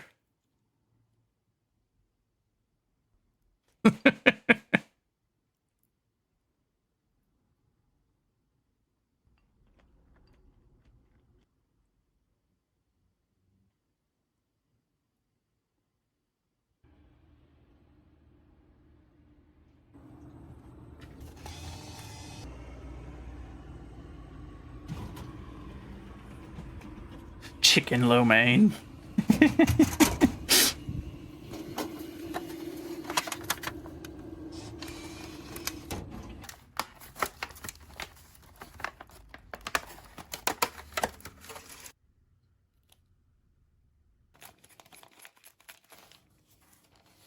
It's pronounced low meow.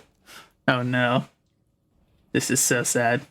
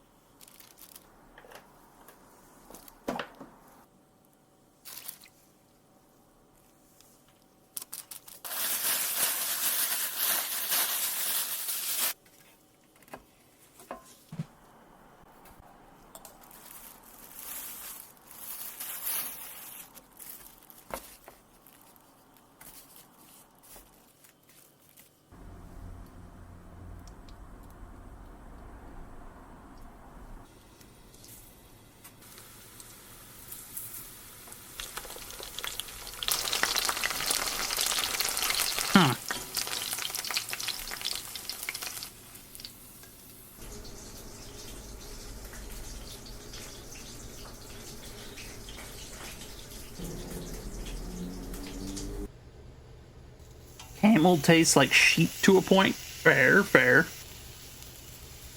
I like sheep. I like lamb, so I presume I would not mind camel then, if it is similar.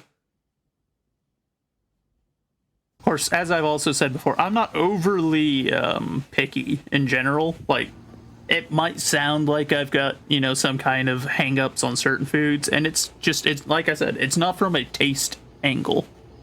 I'm sure that there are ways to cook a cat where it tastes just fine.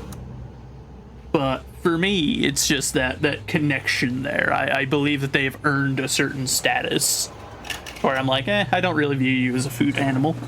So that's where mine comes from. But camels, nah, I don't have that kind of stance towards them. Maybe I would if I was like Arab or something, but I am not. The milk is amazing. Camel milk? I've never considered that. How does it compare to like cow milk?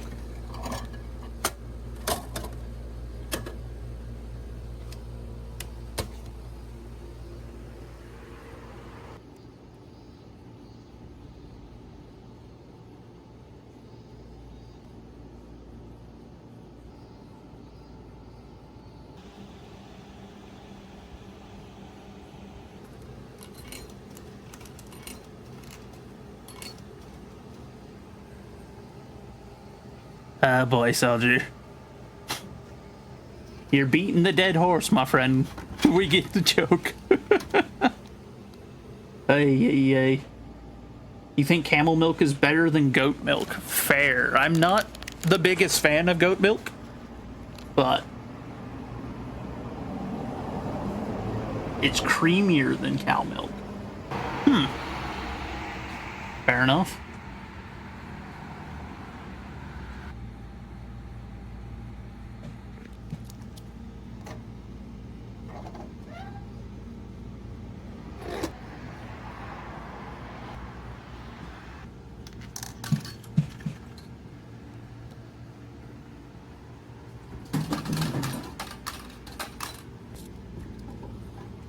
All this talking about food in all these videos is actually making me quite hungry now.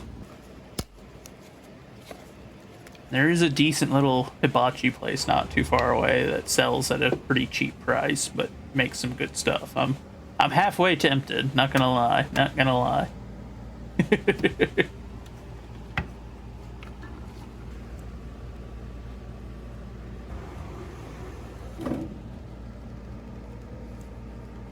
It's said to be healthier too. Huh.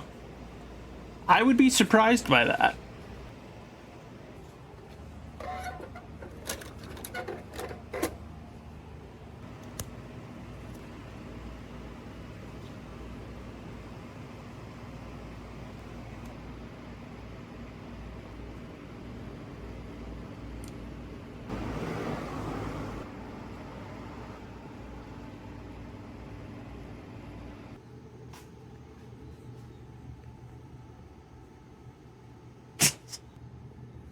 Oh boy, soldier.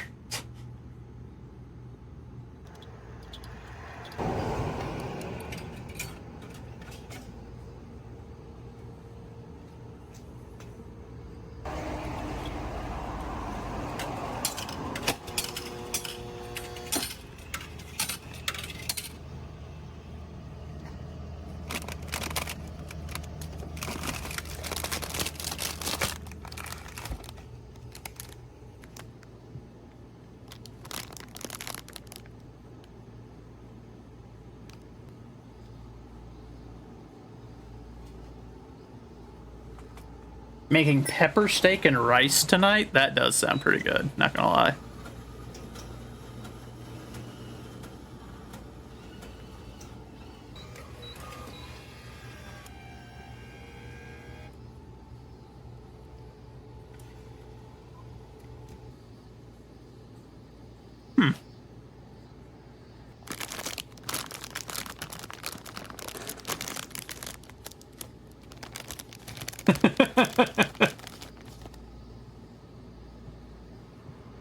Well, I mean, if we're making extra plates.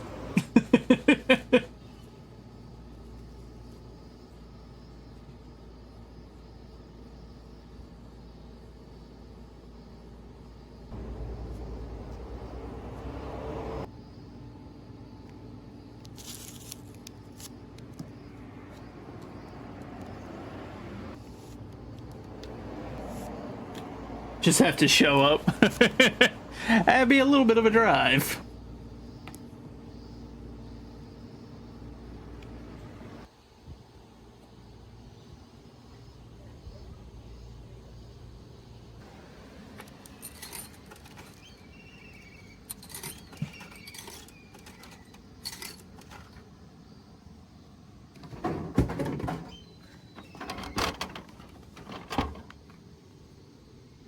A nutritional drink.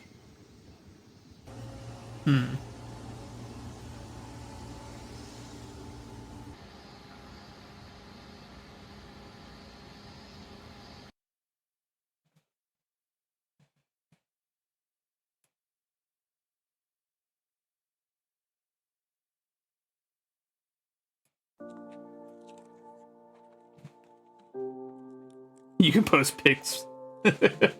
I might as well. I want to see what they look like. So when you make some, definitely post some pics in the food section of the server. I shall give them a visual rating since I can't give them a taste rating.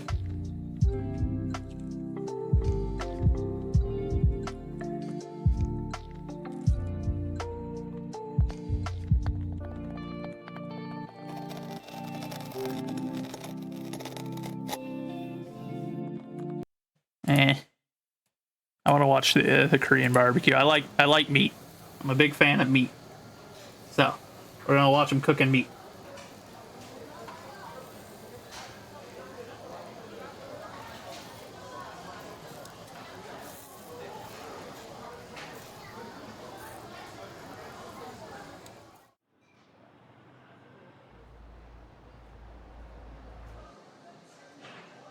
Oh, fancy looking little place.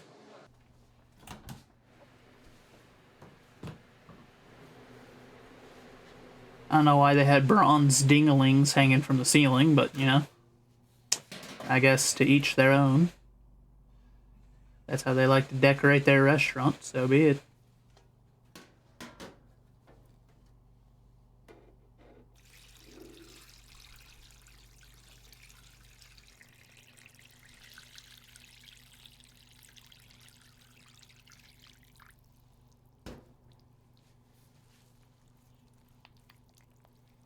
Oh, it all looks so good.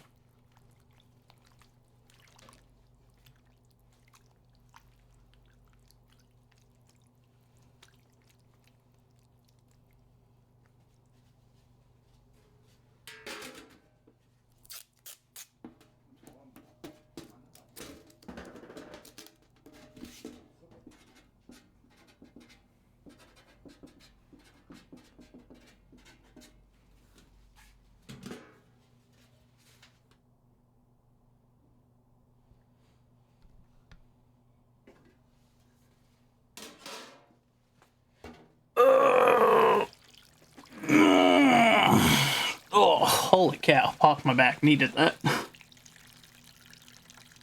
Try your hand at making pork belly bacon this year? Ooh, that sounds good. Not even gonna lie. That sounds tasty.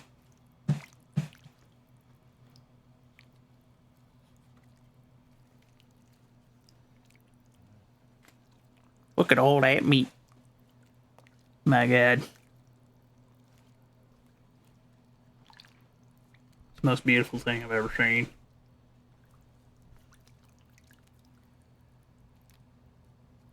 See, I couldn't work in a restaurant like this because, like, I'd just be drooling into the food, and they'd be like, "That's not healthy," and I'm like, "Well, I don't know what to tell you. Give me a mask or something. I don't know. Gotta have to have something hanging beneath my face to catch any drool." Got me working around that. I'd be like, "Oh, it all looks tasty." My God. I'd be 800 pounds. And I'd be happy. Man, would I be happy.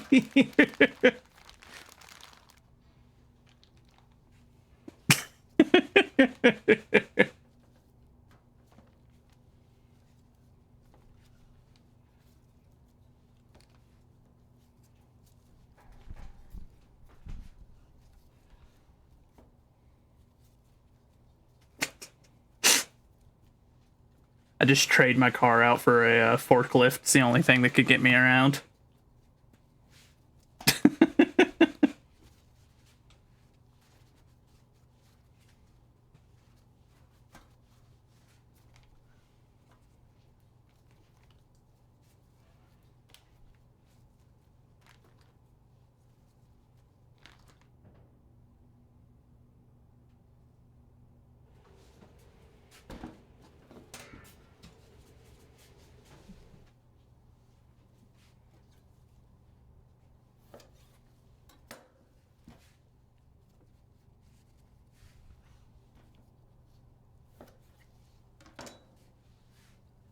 They just build a room around me in the restaurant. Yeah, just bring the meat into the room. I'd look like a. Have you seen the fat merchant guy from? Oh, which one was it? The newer Resident Evil, the one with the super tall lady in it. I'd look like him. I'd just be sealed in there. I never leave that room. I just have like the comfy bed built underneath me, and I just work on cutting meat.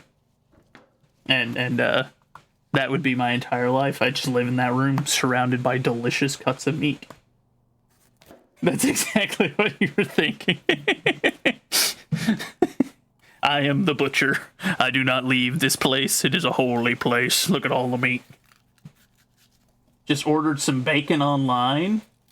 How you doing, Altus? It's been a minute. Cost $1 or $1 for 2 ounces went on sale. That's not bad.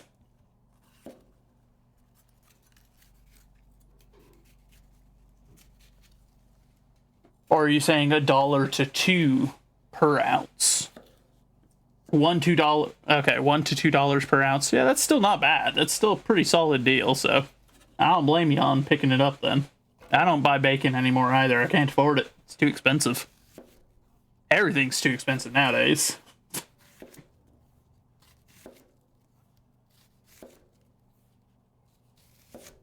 Like 3 per ounce for the type you get. Yeah, that'd get pricey real quick. So I feel you on that. That's why you're going to try and make it. Sensible.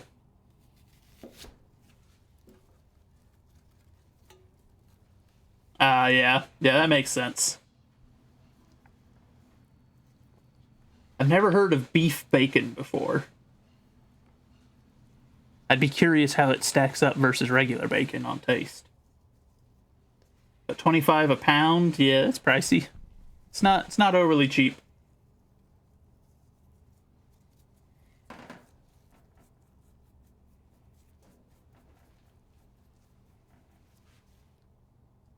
Well, regardless, glad to see you, Altus. It's been a minute. You don't know how much pig bacon is? Never looked? I mean, fair. If you eat kosher, then fair. I wouldn't imagine that it too often comes up with the price of what pig bacon would cost you. I could see that. Might get some strange looks for that Google search. But I'd never considered it. I never thought of beef bacon. I hadn't thought about that. Makes sense that it exists, though.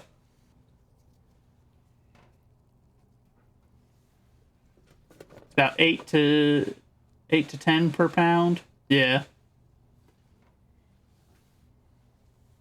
The frozen dog and bat section. That lines right up with the conversation we were having earlier about like I don't have dietary restrictions when it comes to, meat, like, so I don't worry about things being kosher or not, but like we were talking on the whole subject of like, but there are still maybe 3 to 4 animals I just wouldn't eat. So yeah, it'd be like me walking down the frozen dog or the frozen horse aisle and be like, what you doing over there, bud? Something don't quite add up.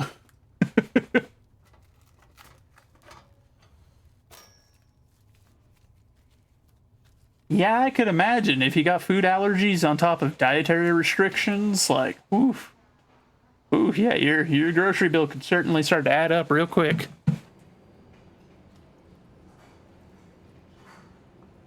Talk about an unpleasant situation on that subject.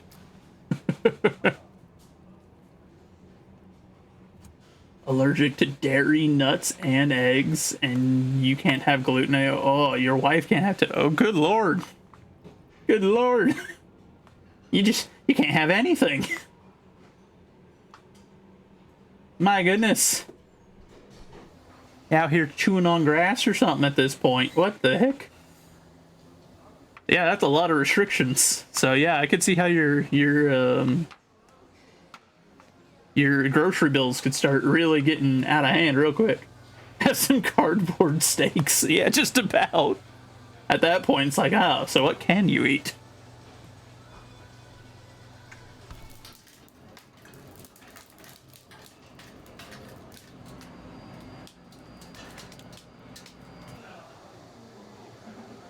I couldn't go without dairy and eggs in particular. That'd be rough.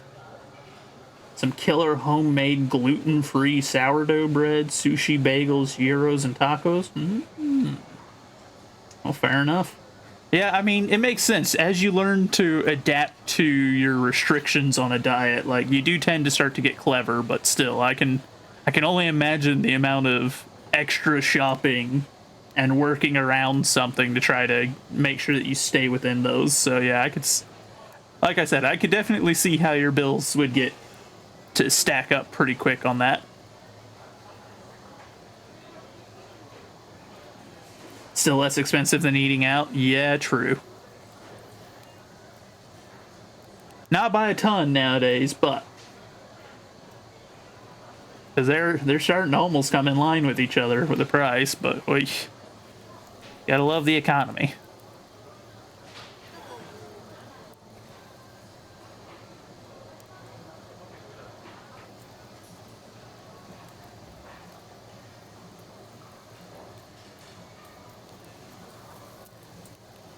Yeah, it is funny. I saw something the other day talking about specifically the Big Mac, comparing it's like what shrunk by 40% in the same amount of time. It went from 50 cents for one of them to $8 for one of them.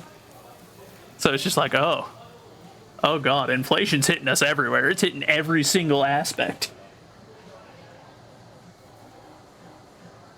Well, hello, Starberry. Welcome in, my friend. How are you doing? Behold, we are watching videos of people cooking meat. Just to shake up all the sweets that we've been watching recently.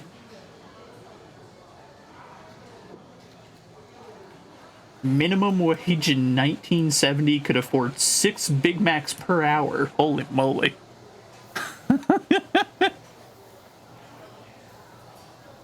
Man, talk about the good old days. Schmeat. Yeah, schmeat. It's all Korean barbecue, so it's fun to watch.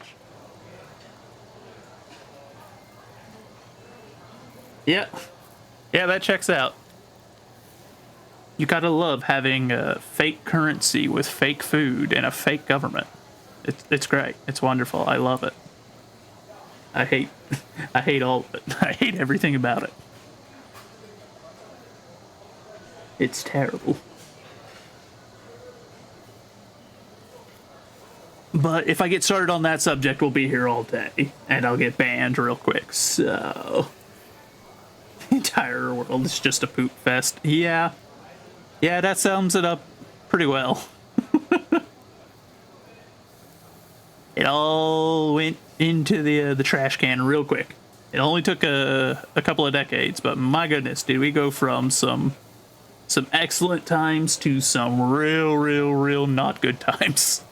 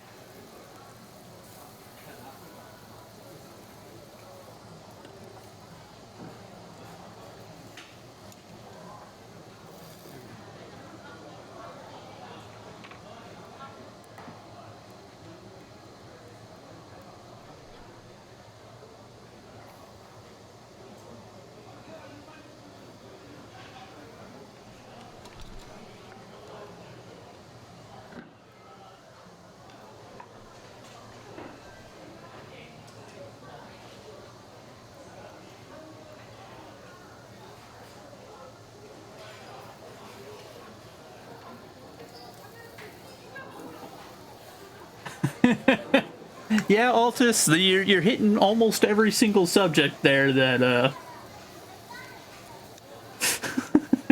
you're hitting most of the ones that get you banned right quick. So yeah, you're walking a thin line there, my friend. But thankfully, we're a small enough stream. We tend to fly under Twitch's radar. So and none of my mods are the types that would ban you on that. You forgot Ukraine was so to the world. Yeah, they're trying to make it a comeback all of a sudden, but you forgot the Clintons. Yeah, well, the Clintons won't get you banned. That'll just get you, you know, suicided from 2 shots in the back of the head.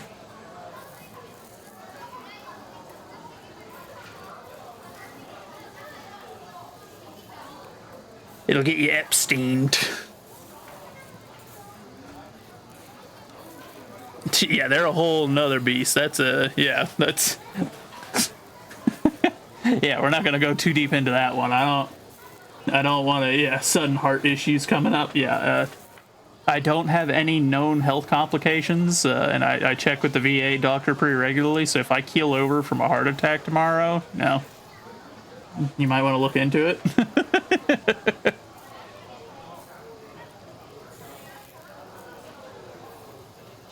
And I promise I'm not clever enough to figure out how most of their friends did it, so we don't talk about Epstein.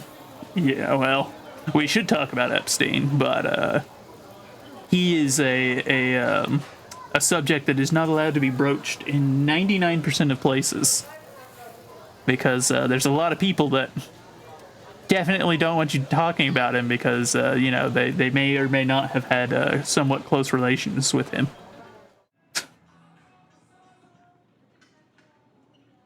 Died of a heart attack from strangulation by a knife that caused multiple bullets. Yeah, that sounds like your average, very unfortunate incident of Clinton associates. That checks out.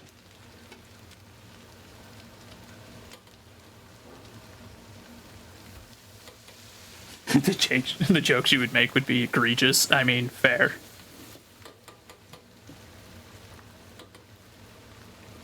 I'm pretty sure every one of us have some things we could say that'd get us banned in about 0.3 seconds on some of these subjects, so fair and reasonable.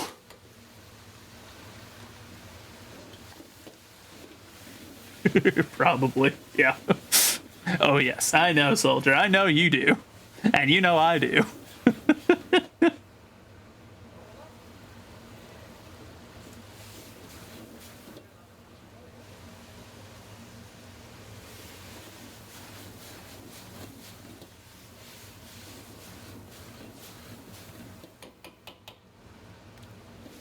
Oh, he got all the way to the found out portion of the equation? Yeah. Yeah, the government doesn't tend to take kindly to people not listening to them. That's like one of their biggest pet peeves. It's way up there. It's way up there with you stealing money from them. They'll steal your money in a heartbeat, but if you steal money from them, oh my god. You're in trouble.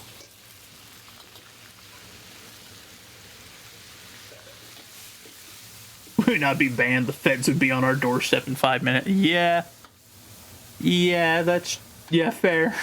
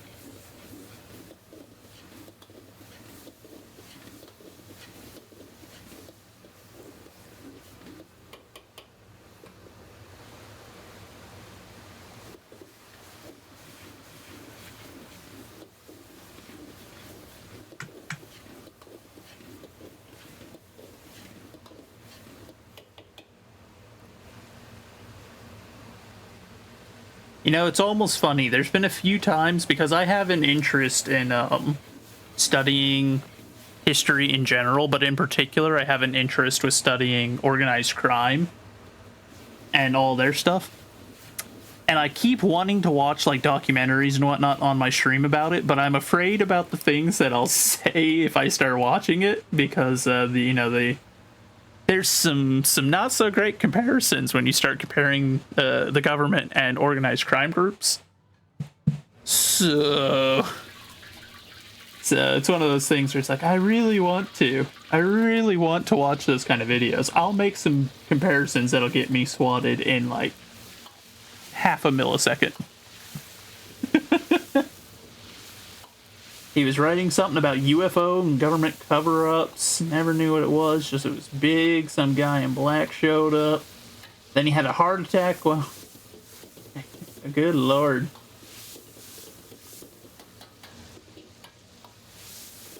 Oh, trust me, I know, Soldier. But I don't want... I want to watch the videos, but I also don't know how long will the stream will survive if I started making those comparisons. Because I have more respect a lot of the time for most organized crime groups.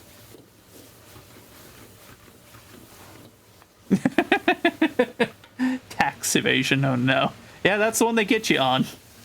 If they can't make anything else stick, it tends to be the finances is where they find it.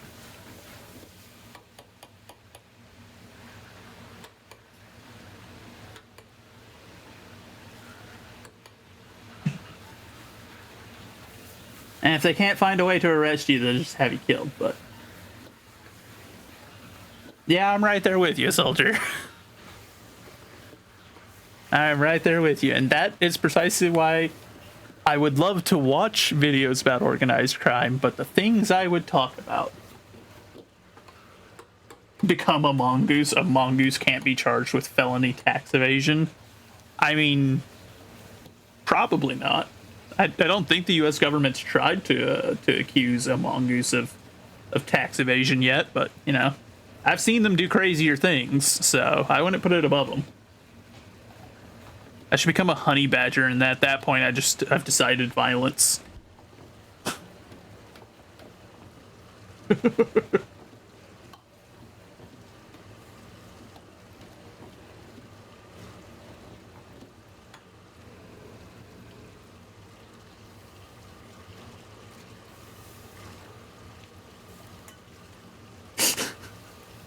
You identify as a mongoose, you can't charge me with anything.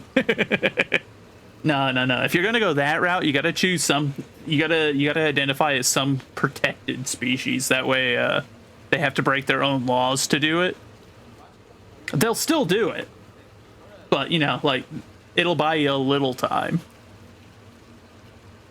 A grizzly bear. I mean, as we have found out thanks to Twitter and TikTok recently, the government having more feminine tendencies. If you're a bear, well then clearly you're safe. So. God, that joke got so old so quick. Everywhere I looked, it was just that joke over and over and over. And I was like, please. Please, guys. Enough with the bears. We get it.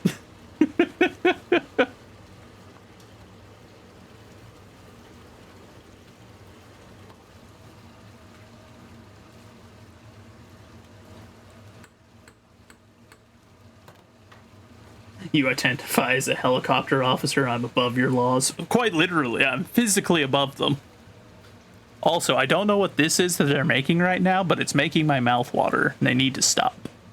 And by stop, I mean they need to give me some. It looks really good. Ugh.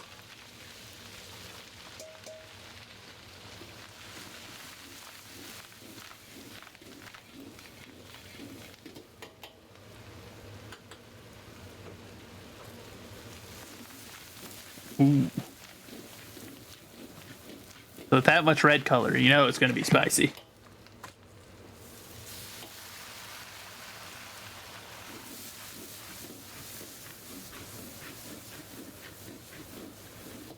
I know, I'm normally not like... Normally you can't get my attention on food with it just being veggies. Like, normally you've got to have some meat or something in there.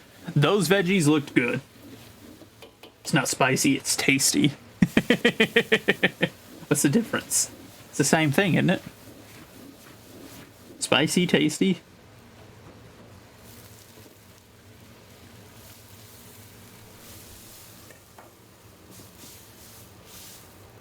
Okay, it looks less appealing now that they've added so much, like, water, but when it was just the veggies, it looked super good.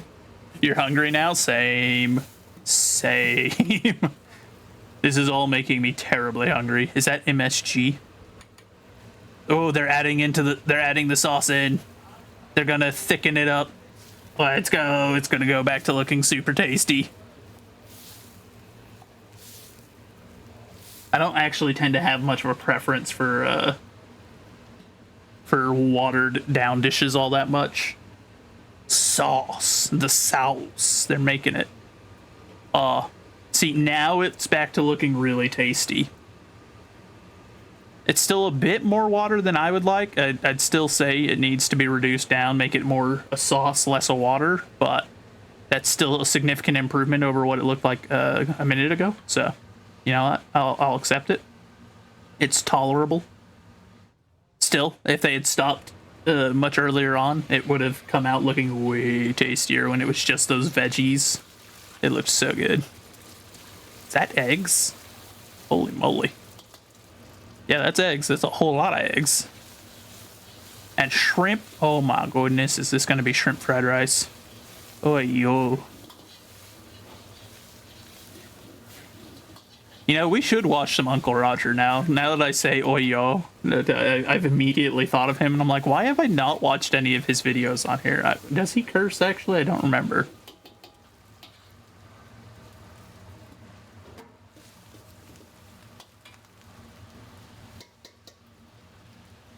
I don't think he typically does. I think he's good about not doing that too often. He does slip now and then. Darn.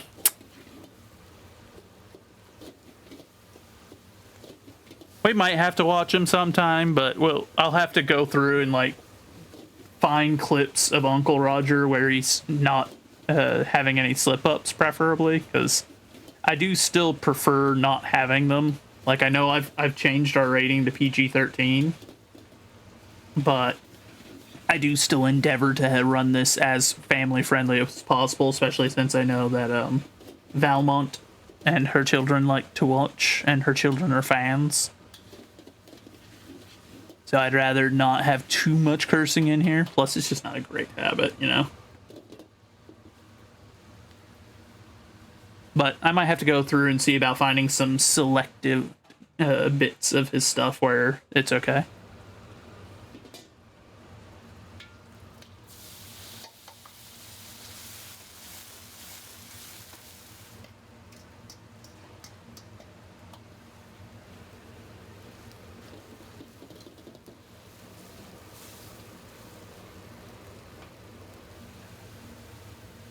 Ooh, that looks pretty tasty.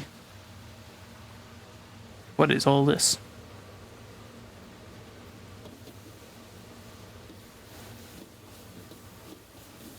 Okay, I see. In 40 minutes, you get to restart the timer of regrets. Wait, what? Huh? What does that mean? Explain, Starberry. What do you mean? Oh, that looks good. It looks less good under the hot lamps, but it looked really good.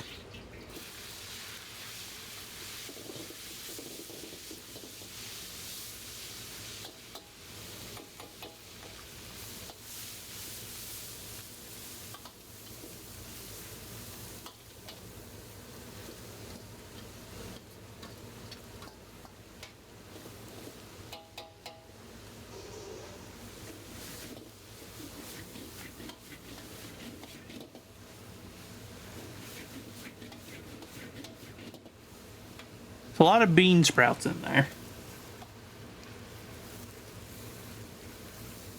Or I think those are bean sprouts, or what are they? Not bean sprouts, they're, what's the other one? I can't remember. It's General Tso's chicken? Yeah, I believe so, the one from before.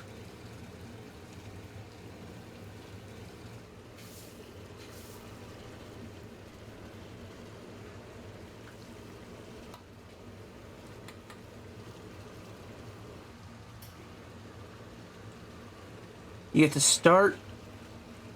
I get to start my end and then start the timer that I doubted my chat. Oh, okay. I see what you're talking about. I was like, huh? Yeah, it's typically not a great idea to underestimate one's community. I'm still shocked we got through as many of the ones that we did on our last subathon. Especially considering our community isn't exactly gigantic here, you know? But it's never wise to underestimate them.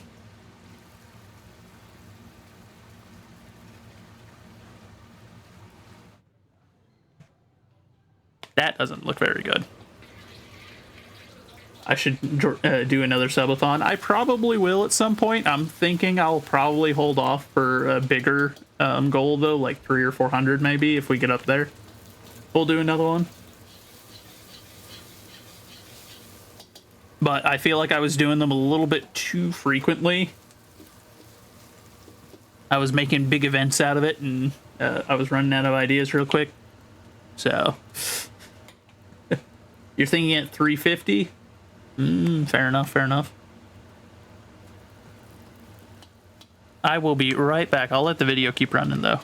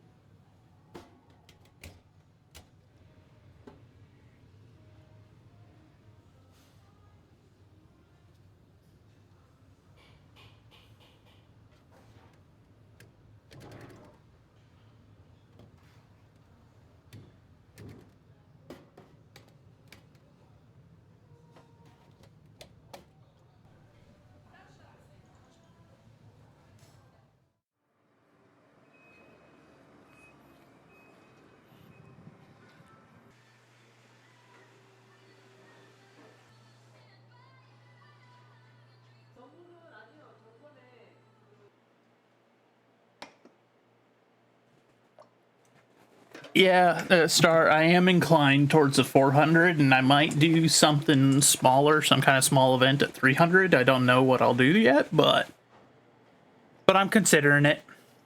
Of course, it also depends, because I know that my stream anniversary isn't super duper far off. I'd have to check to see how far off it is, but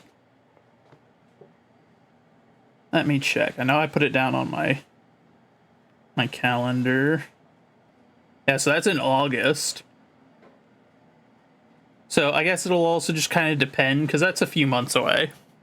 So we'll see if we get close to any of the goals around then. Maybe we'll make something bigger out of it if we do it along with, you know, with our stream anniversary. But who knows? I'm shocked that we're approaching a year of streaming, if I'm being entirely honest, and that we've grown as much as we have in the first year. I'm kind of blown away. Not gonna lie.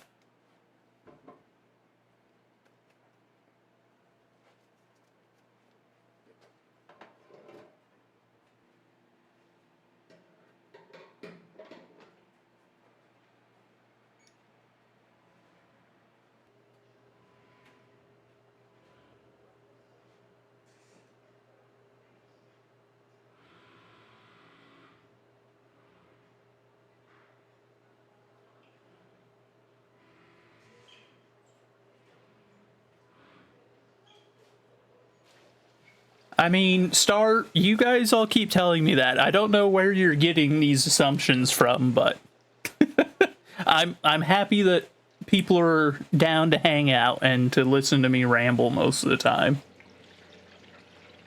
I don't deserve any of it, so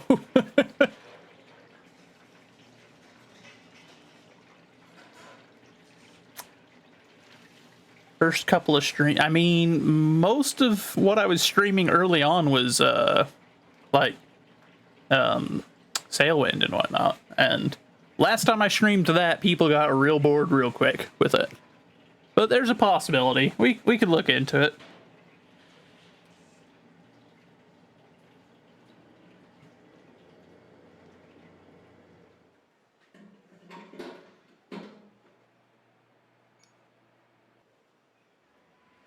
Or if you go far enough back,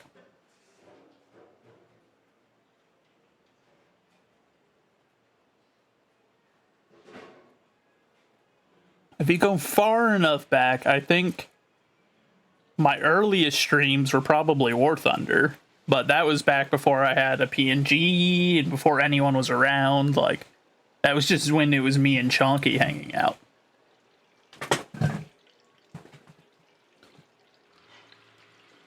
And the conversations and playing games with, yeah, well, see, I think I've somehow fooled you all into thinking I'm a much more interesting person to be around than I actually am. I don't know how I did it, but that's what I mean when I say I don't know where y'all are getting it from.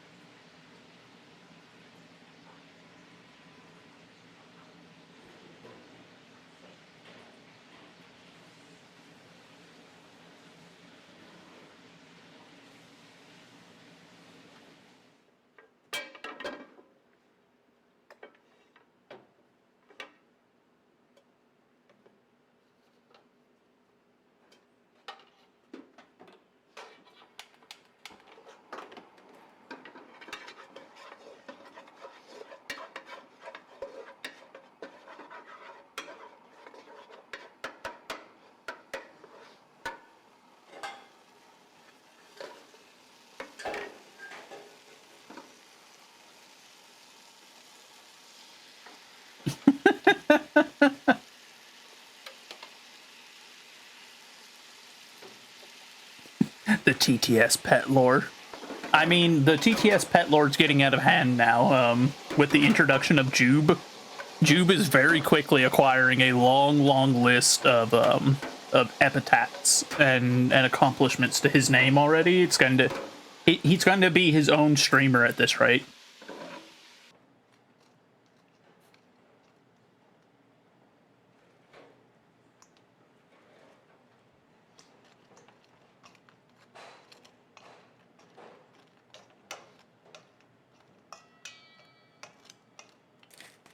Jube getting his own LinkedIn profile. Don't tempt me. I might make one. That'd be hilarious.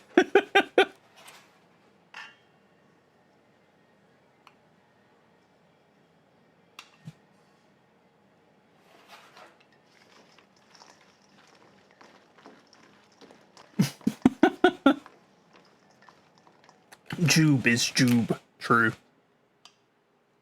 Krill is a funny war puppy and Lily is just a raw chicken breast in her head. Fair.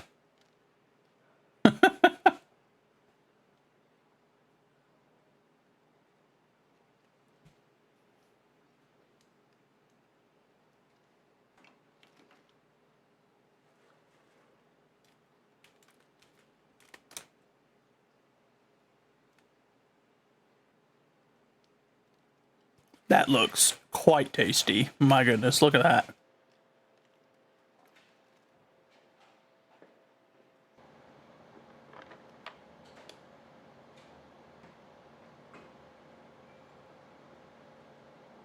What in the wizardry?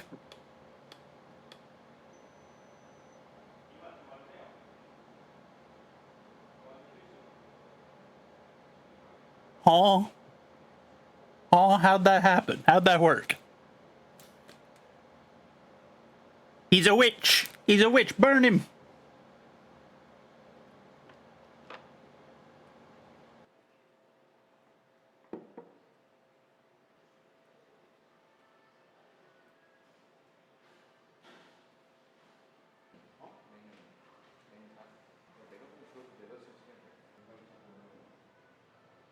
That looks so exceptionally good. All of it. Holy moly. Anti-gremlin. Oh no, you caught me on that one, Bionic. I was shrimping. I was hunched over.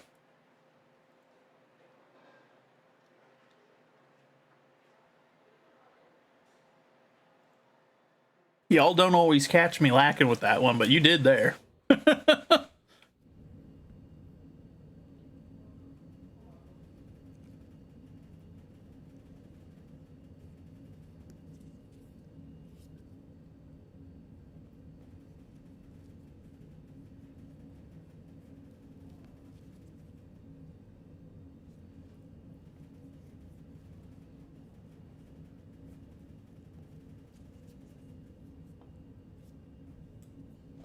You just want the crispy chicken and spicy barbecue sauce? I mean, fair.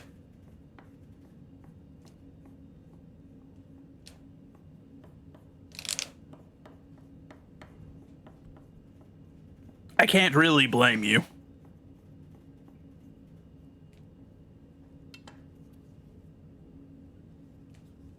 Like, that chicken looked like how chicken is supposed to look in commercials. It actually looked like that. Which is illegal. That's not fair. Why do they get to have such good chicken? What the?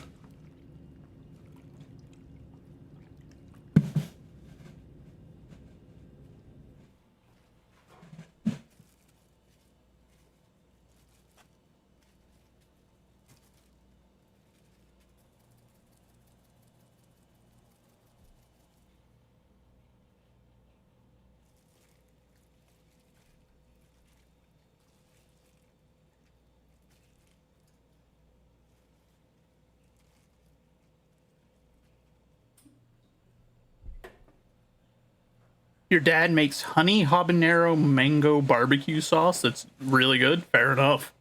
It sounds pretty good. And I'm not a huge fan of like mango habanero style sauces. But a homemade one, I'd be willing to give it a shot.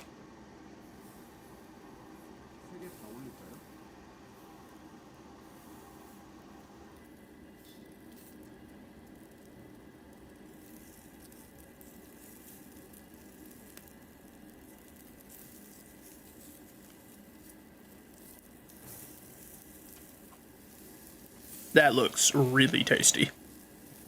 Mm.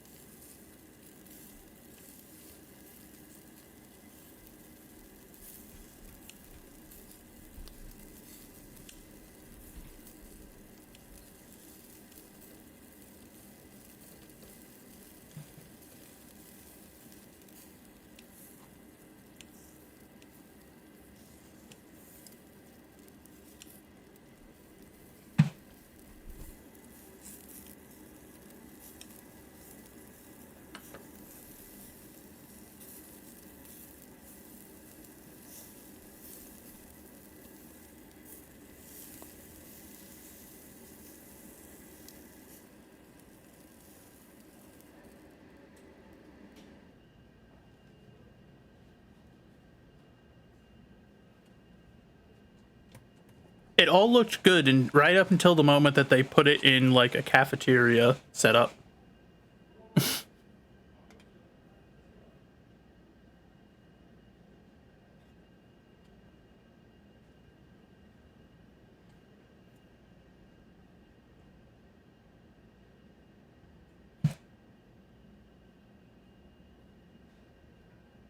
Rich kid schools be like, fair. I never went to a rich kid school, so I can't attest to it, but I'm sure that is what theirs looks like, whereas, you know, typical public school, it looks like prison food.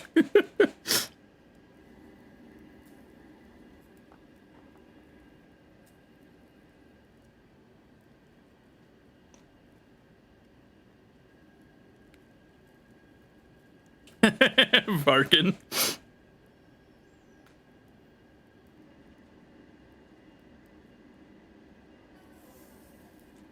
Darn you and your evil culinary ways. I know, right? Watching people make delicious food, it's just like, ah, now I want some.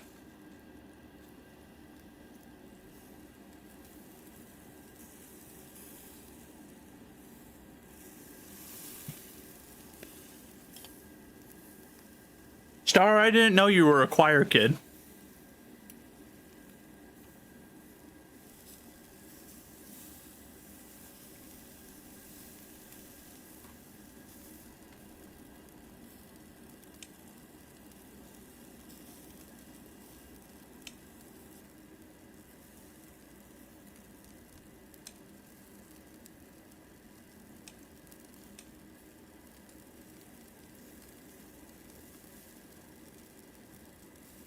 Since elementary school, fair enough.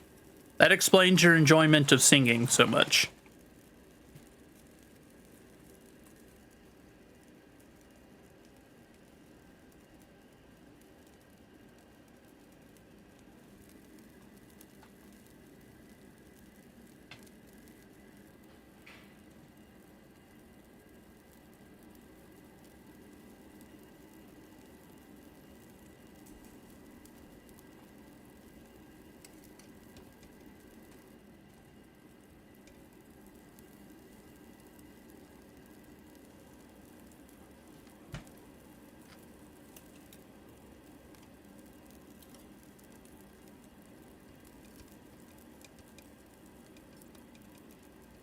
Varkin, I'm glad I'm not the only one that was seeing that. I wasn't going to say anything, but I'm glad I'm not the only one.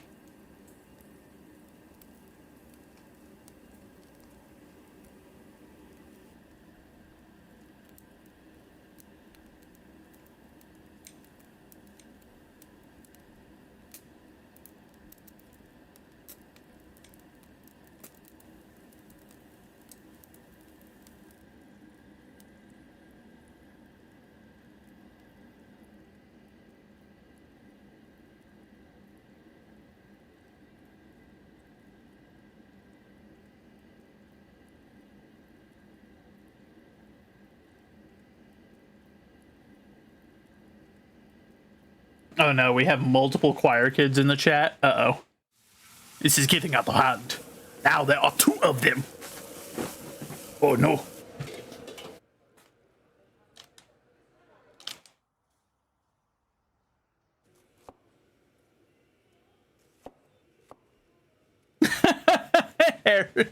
I mean, fair enough.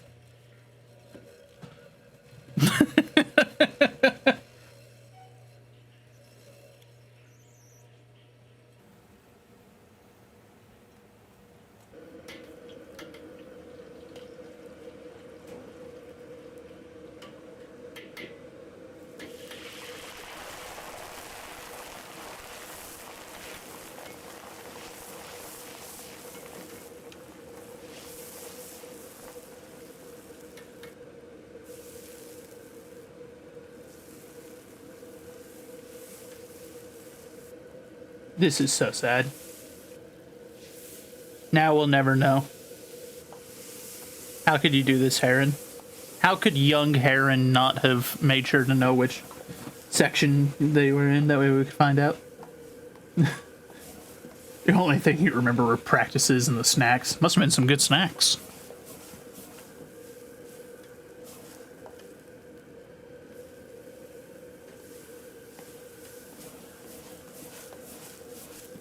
And incorrectly pronouncing chow.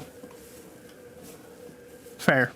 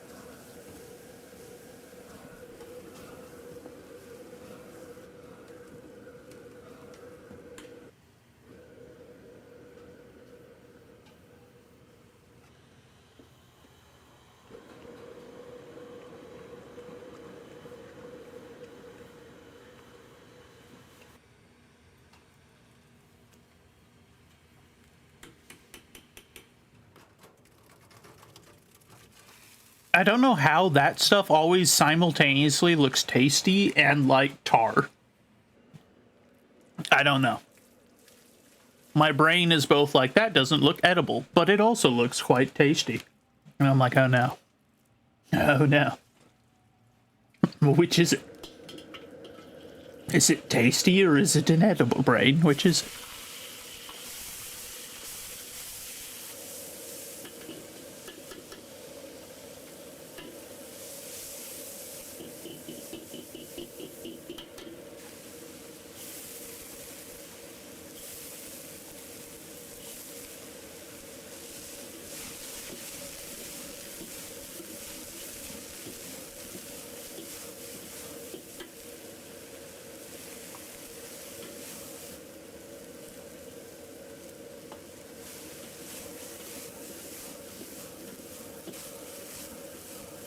I wonder if there are any videos like that. Just videos where it's like, is this an edible thing or is this just something that happened to look like it would be very tasty food?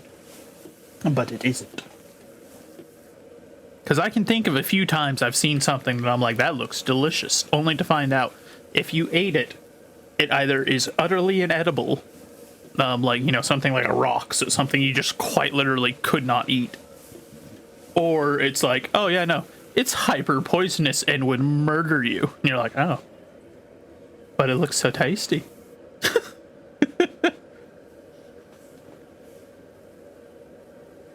I've seen a few times like that where I'm just like, are you safe to eat?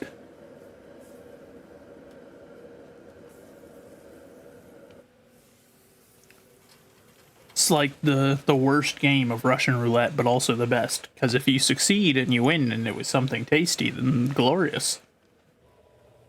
But, you know, if it's not, well, good luck.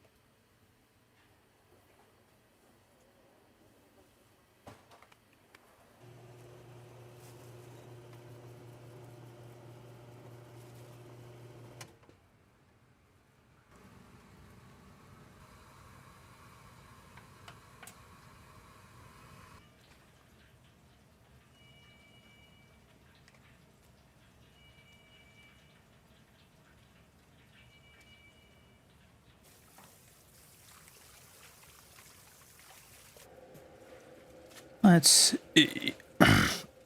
Alright, so we're gonna let this video finish out, I think, and then we will probably wrap. And we'll go off to raid. I have someone that I want to go raid that I typically don't get a chance to, so... Look forward to it. I hope you all will stick around for it. And I hope that today has been a nice, relaxing way to start your week. See, what? There it is again. Is that tasty and delicious, or is that inedible? Which is it? It looks like it could be used to fill holes in the road, but it also looks like it would be tasty. Your mom is watching now. Hi, Starberry's mom. We're watching a lot of cooking videos because that's what I do on Mondays most of the time. It's that or, like, watch people fail, that stuff. It's my favorite way to start the week.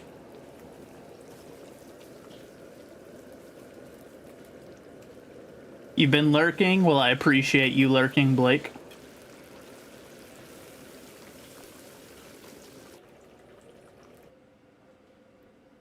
Look at those little things. That's another one. It's another occurrence of exactly what I was talking about earlier. Is it delicious or is it inevitable? She likes watching food videos and shows too. Same. I've always been a big fan of it. I'm a terrible cook, but like, oh yeah, no, it looks really good, but it also, whenever it's like down there and before she put the spoon into it, it looked like it could be used to, like, you know, fix, you know, like if your tire had a leak, it looked like you could put it on there and it would stop the leak. But it also looked like if you ate it, it would be tasty.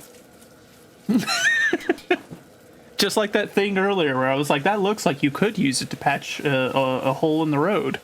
Or enjoy a very delicious meal. It's hard to tell. Like tire plugs. Exactly. It looked like that. It looked like tar or something, but at the same time, you know it's delicious. And I hate it, and I love it. My brain will just stare at it and be like, yes. Is that edible or no? I don't know. It certainly looks like it. And then there's the opposite end where your brain can do that, but then you could ask your tongue, like, hey, what is something, what's the texture of an item? And it knows. It always knows. It's alarming that it always knows, but your tongue will always be able to pretty accurately tell you why, or precisely what the texture of something is. Even if it's never been anywhere near that texture, it knows. Forgot the actual name of that stuff. Oh, the tire plug stuff? I don't recall either. It's like Quick Seal or something like that.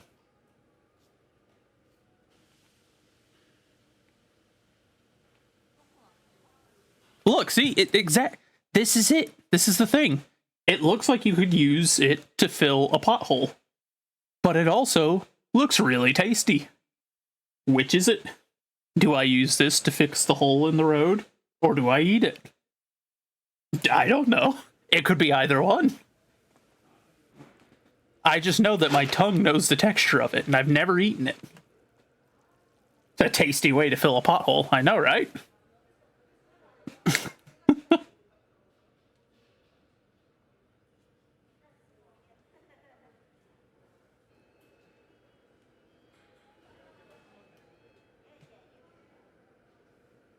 But I also figured I had to mention it at least once today.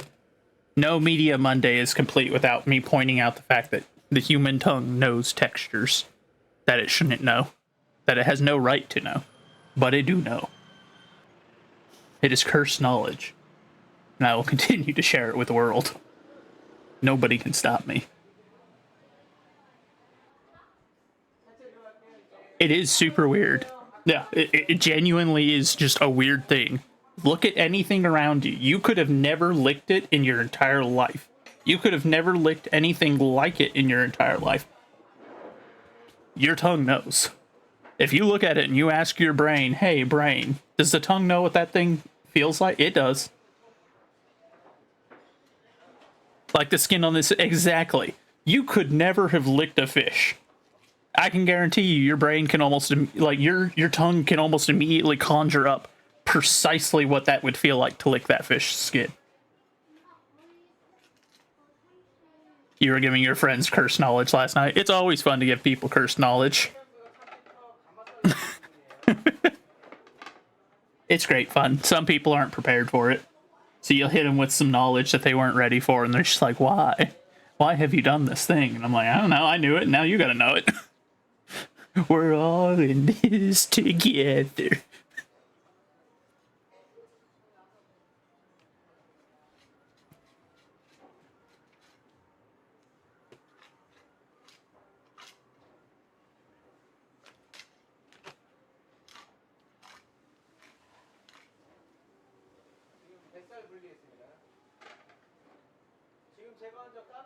This man is a pro. He's taking this big old fish apart so quickly.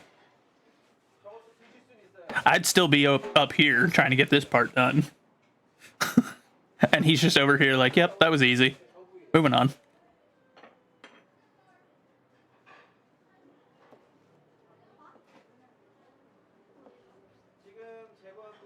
Making you hungry again?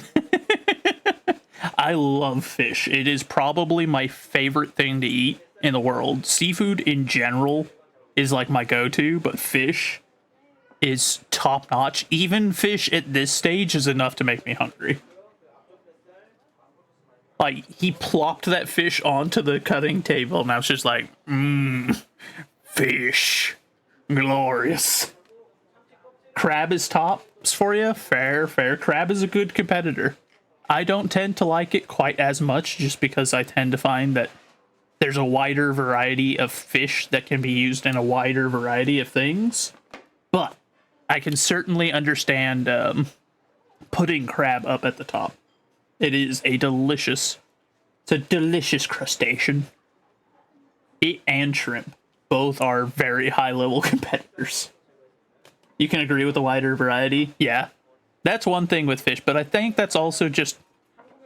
I think it's also maybe a little unfair to compare the two in that regard because of how wide a variety of fish there is versus how wide a variety of crabs there are. There are a lot of crabs, but the evolutionary, or rather not even so much the evolutionary, just the physical difference between two types of crabs doesn't tend to be that big versus two fish can be significantly different. Yeah, he is a pro. I've never seen someone doing this. Like, he's using a spoon to get everything off the bones. Nothing is going to be wasted here. I'm sure that there's some use for that. You like seafood, but avoid raw fish since last August because you started dealing heavily with health stuff. Fair. I like that. Also, the fish eye is always looking at you. It doesn't matter what angle you're looking at it from. That thing's staring right at you right now. Look at him. He knows your sins. He knows what you did.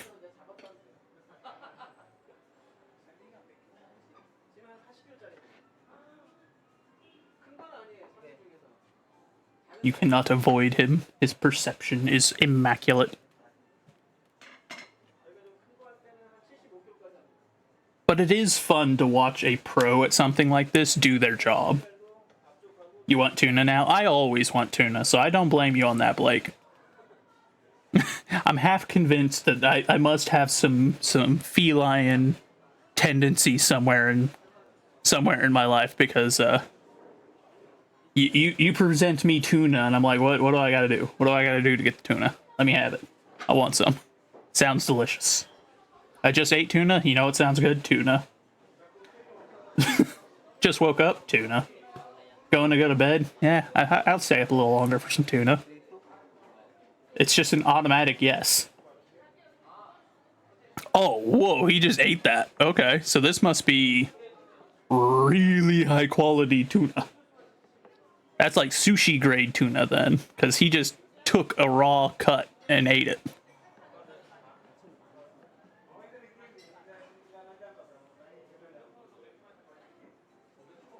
I'd be a fat man doing this job. Just like the one earlier with the, whenever I was saying that at the start of the video for when they were doing they were getting the meat ready.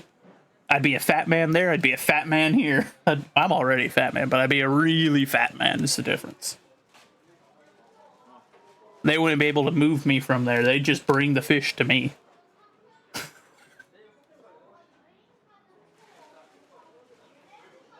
I'd look like Jabba the Hutt, I swear.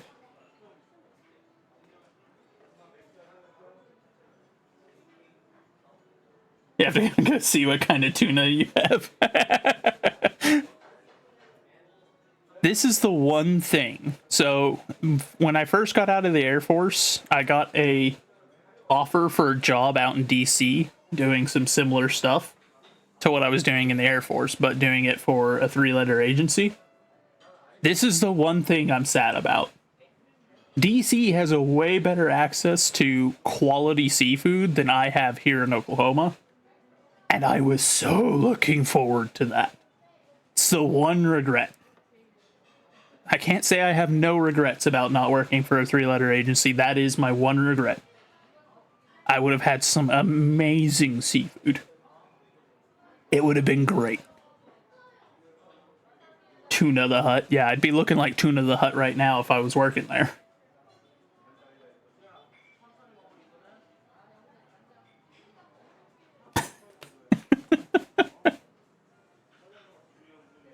I'm glad at the end of the day that I didn't end up working there. I would have been selling my soul, but man, he just made that fresh. He literally just made that fresh. Look at that. Just a boom right there. Some fresh tuna sushi. He just cut the fish. He just made the rice ball, plopped it down on the plate. I want it. How much, sir? I don't have any money, but I'll give you a kidney. Would that be a fair trade? You look like you've got the knife skills to remove it. You can just do it while I eat. It's a fair trade.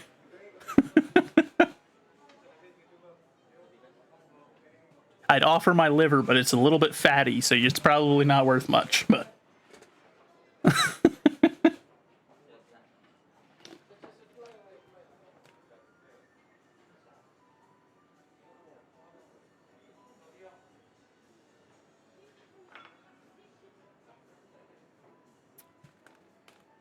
I'm curious if that's wasabi that he was putting in there, that little green paste that you saw him dab on there. If so, that's gonna have some bite to it, in which case that's even better. And I don't even like wasabi. I'm not a big fan of wasabi. But that level of fresh, I'd do it in a heartbeat.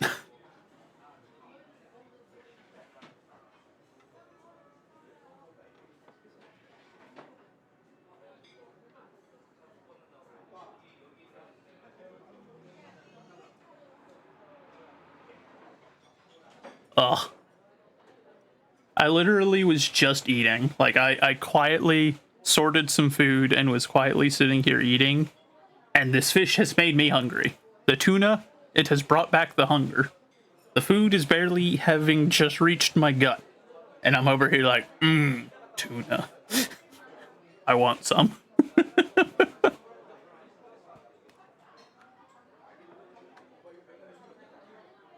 Look at this artisan, this fish artisan at work.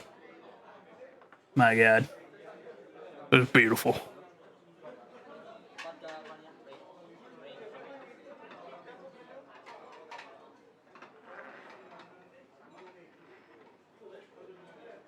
I'd love to know how long he's been doing this. Like, how many years do you think it takes to get to this level where you can actively just disassemble a fish, a tuna of that size, at this level, where he's taking it apart so quickly, and now he's just over here making casually like, oh, all right, here's some tuna sushi and some sashimi and everything. Like, here you go, boom. It's on the plate already. You want some? Boom, right there. That's a whole meal that just went out. That fish was alive this morning, and now look at it on that plate. It looks delicious. He made a flower out of one of them. This man is a professional. Found tuna? I am jealous. But I'm also happy for you, Blake. Enjoy your tuna, my friend.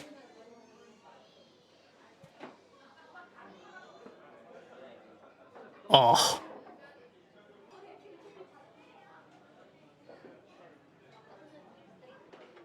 It all looks so good. Unlimited sliced tuna. Oh. Oh. It all looked so good. It looks so good, chat. I want it. Yeah, the cost is, you know. Like I said, yeah, I mean, for 19 for unlimited sliced tuna, I'd take it. I'd take it in a heartbeat. That's a good deal. It's a tasty deal right there. But, I wonder if he'll just take my liver. I offered that. He can have it. I'll trade my liver for some of that tuna. That's a fair trade in my book.